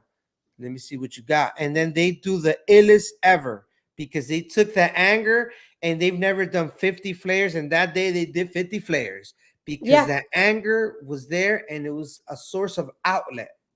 So time. And then just there's a lot of, it's funny, like now with the Olympics coming up and all these new opportunities that are arising because of it. So I'm however I can use my resources to help. So now I have a reason, to all right, okay, let's go there so I can help these kids get these opportunities now. Okay. So I'm kind of trying to like work hard and tap into an uncomfortable zone that I didn't, in myself again. See what I'm saying? Paying dues. You never stop paying dues. There you go. Here I am in I'm in a very uncomfortable place with something that I'm not even equipped or knowledgeable in, but I'm learning, and I'm like, God, why do you have me in this position? Because I don't know this stuff, but for some reason I'm in with the big dogs right now. So I'm just praying that I can represent correctly and provide these opportunities for the next generation, because what I want to leave is a legacy and a school for people to remember me forever, and Orko and you and Alex, like all of our legacies. I would like this to live on even when I'm gone. And guess what? It will, because it's recorded and it's gonna go on the internet. And once it goes on the internet, it's there forever. And it don't matter if you try to delete it a million times. Once it Good, because goes I don't in, ever know if I'm gonna do the book because the book is taking forever. yeah, but you know what? Maybe you still got time for that book. You still got Okay. time. Like Yeah, I no, believe you we're still not got done yet. time. Yeah, Not you're done. not done. Maybe You're I should call not it done. that. I'm not done yet. And look, we're getting close to the end of the show. So Oh. now I'm getting into the really crazy questions that makes people a little weirded out, but it's pretty Okay. cool though. So now let's start with one of the hard questions. It's gonna be only really one hard question. Okay. One hard question. So if you can't have dinner Oh, for the my last dinner you God. have with 3 people, dead or alive, who would it be and Oh. why? And it doesn't matter. You could bring them back. So this is what I want you to do. Think about this. Oh my God. You only gave me 3? Well, I can't give you 50. I can't give you 100 because you're going to start naming. No, But I can have like 10. 10. But I'm trying to make it 3. And it's no offense to anyone if you don't name. So for anyone listening, if she does not name your name, she's not dissing you. She's not saying that. I put her in this situation. So blame me. I just gave her 3 chairs. So, honey, think about this. You're sitting down Okay. in front of a table, and this is your last dinner. After Yep. this, everyone is bye-bye. So now you Okay. got a chair on the right, you got a chair on your left, and you got a chair in front of you. Okay. Who's gonna be there for that last dinner with So you? the first person that comes to my mind, that just came to my mind, was, of course, Alex Kid Dynamo. Oh man, rest in peace. Which he's no He longer with gets, us. So you he will gets have a him. chair. He gets that chair, so you can have that last dinner and have a conversation. Yes, Because the way he absolutely. went out as a champ. He did his thing, but it was kind of unexpected. Like, what? That just happened? Like, you know what I'm saying? Yep. So him Yep. sitting down, will he be on the left or will he be on the right side? He's on my left. So he's on the left chair right now. Okay. He's on my So left now chair. remember, it doesn't have to be anyone that passed. It could be anyone that's alive too. Okay. It could be yeah. 3. It could be 3 that passed, 3 that are alive, or you Right. can mix and match however you want. Who Okay. else? And then I'm gonna have to fit 3 people on one chair. Okay. Which are my 3 kids. It's your show. You do I what gotta you put want with it. So 3 kids in front of me. Okay, so in they're one all on top chair. of each other like this. They're all on top of each other. All right. Because they're my 3 guppies. They could Okay. fit all together. Okay, go ahead. And then to my right is Orko. That's beautiful. That's So beautiful. Orko, Alex, and that's how it was. Like, if that was all I could save or have this last dinner. Of course, my grandma, but you said I already I put you my with grandma 3. I put you with there. 3. You put me with 3. So Alex Kid Dynamo, rest in peace. You got your kids sitting on that chair, the 3 of them. They could figure it out how to do a little circus act. And then you have Orko on your right, just chilling there. And you guys will have the last. Orko, my kids. Now, what will you pick as your last meal? Ooh. And remember, it doesn't have to be anything like limited, meaning you could put a lot of things. You could even take a bite out of, just because this is your last dinner. Every that table. Arroz con bichuela y pernil. That's the first Because thing, I right? haven't had that. I haven't had that in so long. I taste From the where? crunchy. From Caridad, from the Bronx? Yeah, but the place, but no, you know where they used to, right there on 167 in the corner, the Cuchi Frito spot right there. Oh, what? By And the the lady will University, get like 167? No, 167 Jerome. Oh, in Jerome. You Okay. take like this machete or this the hammer and chisel. Blah, blah, blah, blah. Cut the pernil in little pieces, put it in a little wrap. Here you go. Rice and, oh my God, rice and beans and pernil and plátano maduro, What else? What else? mofongo, Okay. What else do I would, that's really like my go-to right there. That would be, I would like that as my last meal. Just that's it. No drinks. No Oh, no Mauricio Nando dessert. is good. I like Oh, you want Mauricio some Nando. Dominican Mauricio? Let me find Y- that. Yes, I love Mauricio. I haven't had that in so long. Oh my I would God. love to have Mauricio Nando. I miss my New York food. We have to talk. Let me write. I'm writing all these things I have to talk to you about. Yes, yes. November. But a café con leche, of course, Okay. from New No, York. what dessert you said? Pizza, Oh, some pizza, some slice of bagels. pizza. Okay. Yep. There you Who go. else? Who else? I got my breakfast. See, I got my café with a bagel for breakfast. For lunch, what would I want for lunch? What do I want for lunch? I don't know what I want for lunch. Maybe a sopa de pollo. Sopa de pollo. Okay, Yeah, okay. sopa de pollo. Yeah, for lunch. And then for dinner, I want my arroz con pernil, arroz con bichuela con pernil. And then, for dessert, maybe tres leches or flan. Damn, you're going in. I'm hungry. You Oh, making me hungry. you're getting me hungry right now too. I didn't even eat Damn. dinner. I didn't even eat dinner. But yeah. Damn. So is that it? What about drink? You said Mauricio Fernando only? Yeah, Just I like Mauricio Mauricio Fernando? Nando. You're not gonna have a little beer or a little alcohol, something, a wine, No, nothing? No. no, I don't need You didn't that. even mention coffee, and you love I said coffee. café con leche. Oh, that's right. You said café con leche. Of Yeah. course. See, you know me. You know me. Okay. So that Yep. is that it right there? Yeah. Yep. That's it. That's how I Okay. feel right now. That's good. That's good. Okay, cool. So now My we're mouth gonna. is my mouth is watering right now. Thank Me too. you. That's why I keep going That's like this. I just kept thinking arroz, the one that you mentioned, the my first mouth is one. like what, the saliva is over here. Oh my god. Yeah, and I hear the kitchen right now. I think wifey's doing something. Hopefully, Oh, but now we're getting into the last part of the show, and this is a fun one for me. What I'm gonna do, I'm gonna put you on. You're gonna be solo, and I'm gonna put a word, a name, and this is called basically flash questions because it's quick. I'm gonna put okay. a name of somebody. Whoever that person goes, you have to say a word. It's just whatever word comes to your mind. Okay. Do you understand what I'm saying? So now, Yeah. if you don't know that person, you say skip. Okay. You just go skip. If you All don't have right. no comments, maybe you see the name and you're like, oh, you say skip.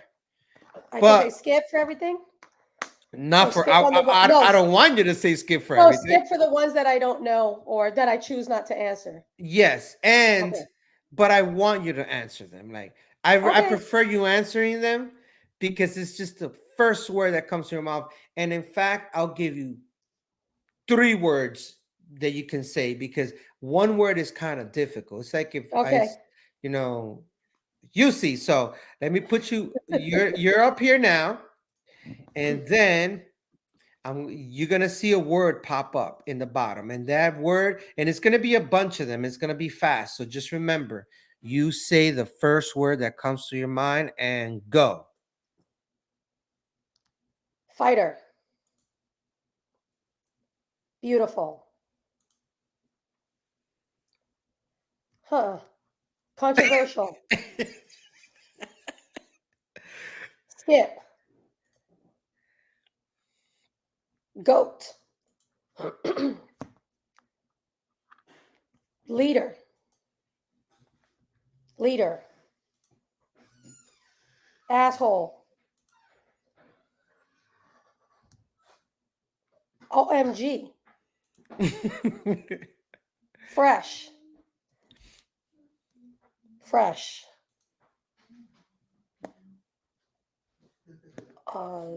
Fighter.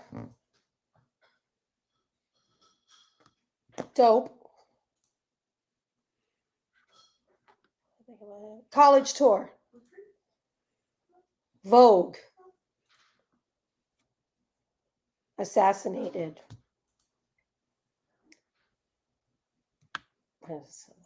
Purple Rain.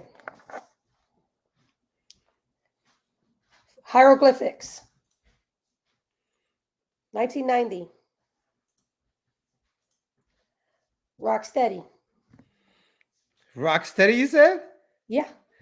Did Oh, you know he was down with? snap. Yes, he was down with Rocksteady. Well, honey, you have made it to the end of the show.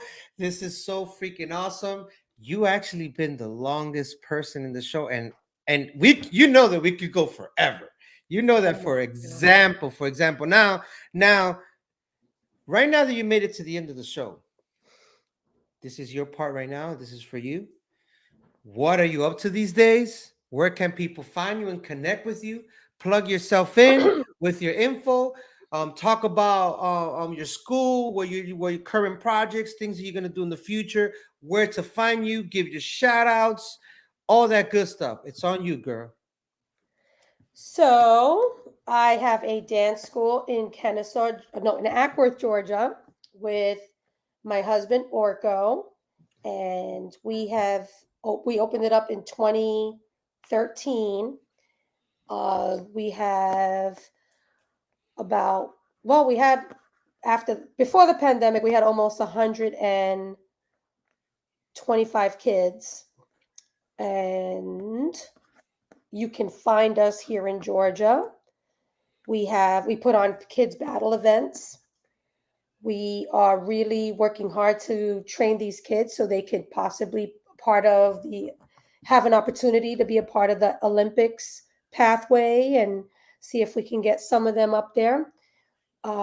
In addition to just helping the community and being a team player and supporting, our homies that are also having schools or having events.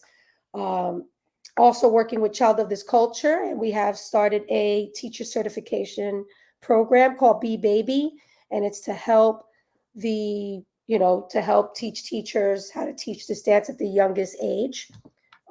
Shout outs to Cindy and Candy with Child of This Culture. They are amazing and supporters of this community.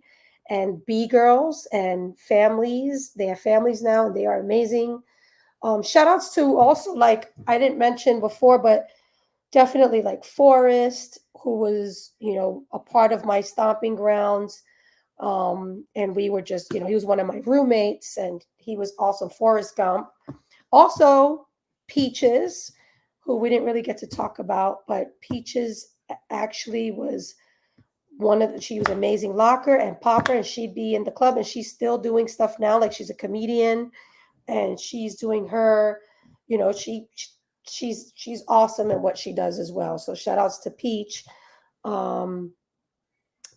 And Your kids, your my husband, the kids. school, like who's Sh- around the school? Like, talk to me about it. Yep, shout outs to it's hard to talk to myself. I Yes, like when I yes. talk to I you. came back. I came back Thank just to, you. Thank you. yeah, Because to I'm make you like, feel.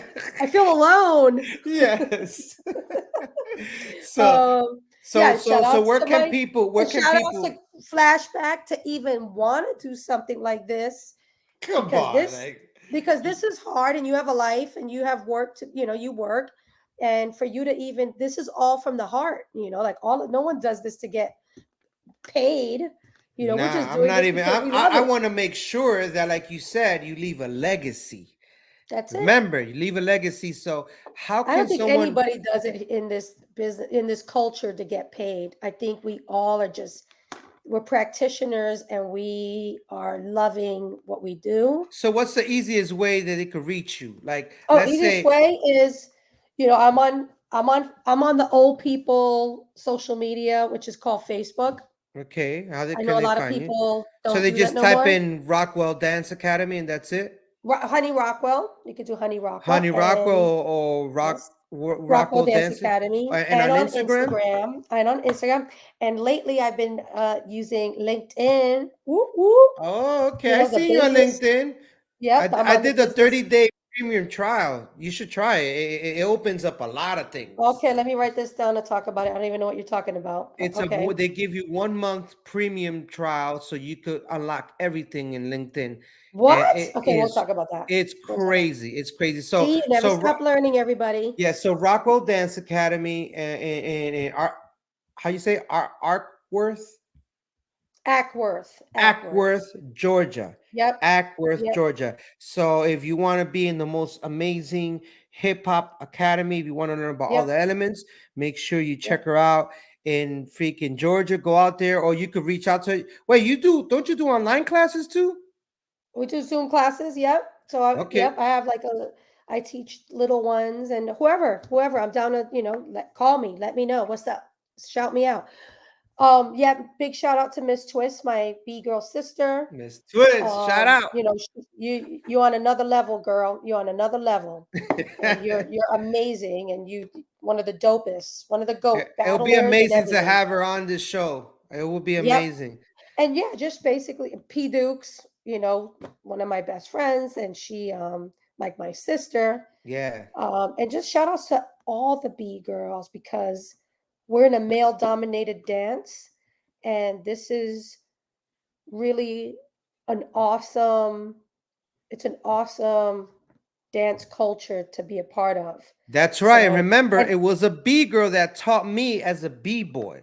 It Yep, wasn't and the it's- other way around. A Yeah. B-girl taught me how to break, to take the first steps. Yep. After that, history. Look at that. Our friendship, our family, Yep. our love that we have since 94 all the way to now is still going. And lifelong 2022. friendships. Yeah, you build all these lifelong friendships, and it's been such an awesome journey. The good overweighs the bad, for sure.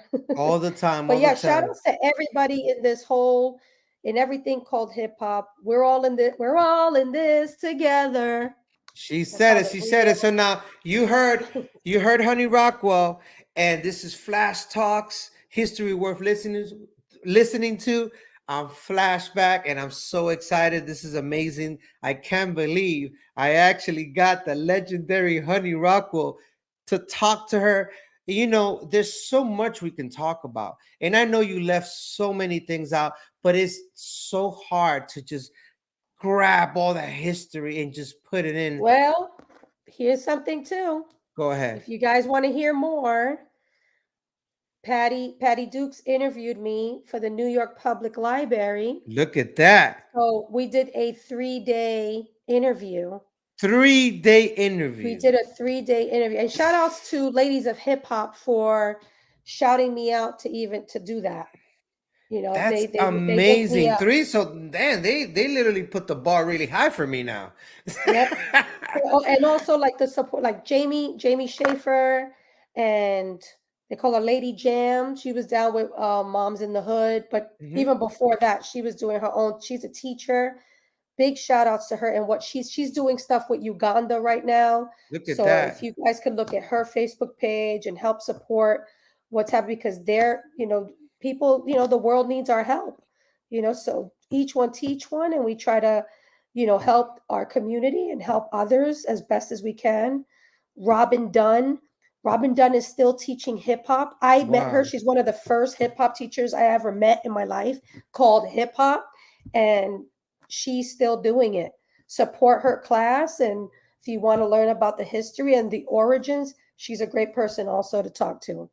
So shout outs to Robin Dunn and the OGs, and you, Flashback, my brother. Thank you very much. Yep. And again, thank for everyone that's tuning in, that's listening to at this time. I know we're in the future, I believe, we're in the past, but when this is going to be out, it's going to be the future. So thank you very much. We are in 2035, people. 2035. Holla. Or 2088. Fresh for 88. There you go. Say it, girl. Say it, girl. Hi, people in 2088. We are in 2022 right now. 2022. So we still got more. If you're hearing this in 2088, we just been through some stuff. Read about it. Yes. 2 years ago. I'm not gonna even count the 2 years that passed, but yes. So this is the end of the show, guys. I go by the name of Flashback. That's Honey Rockwell, my first teacher in breaking. But thank you, everybody, for tuning in to Flash Talks, history worth listening to. Peace.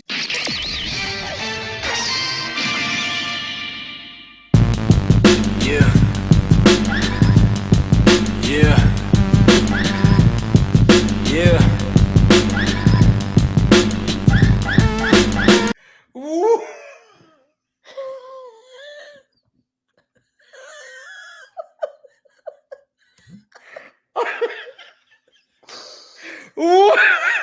the hell was that? Yo. Whoa. Yeah, did this really happen, honey? Oh, shit.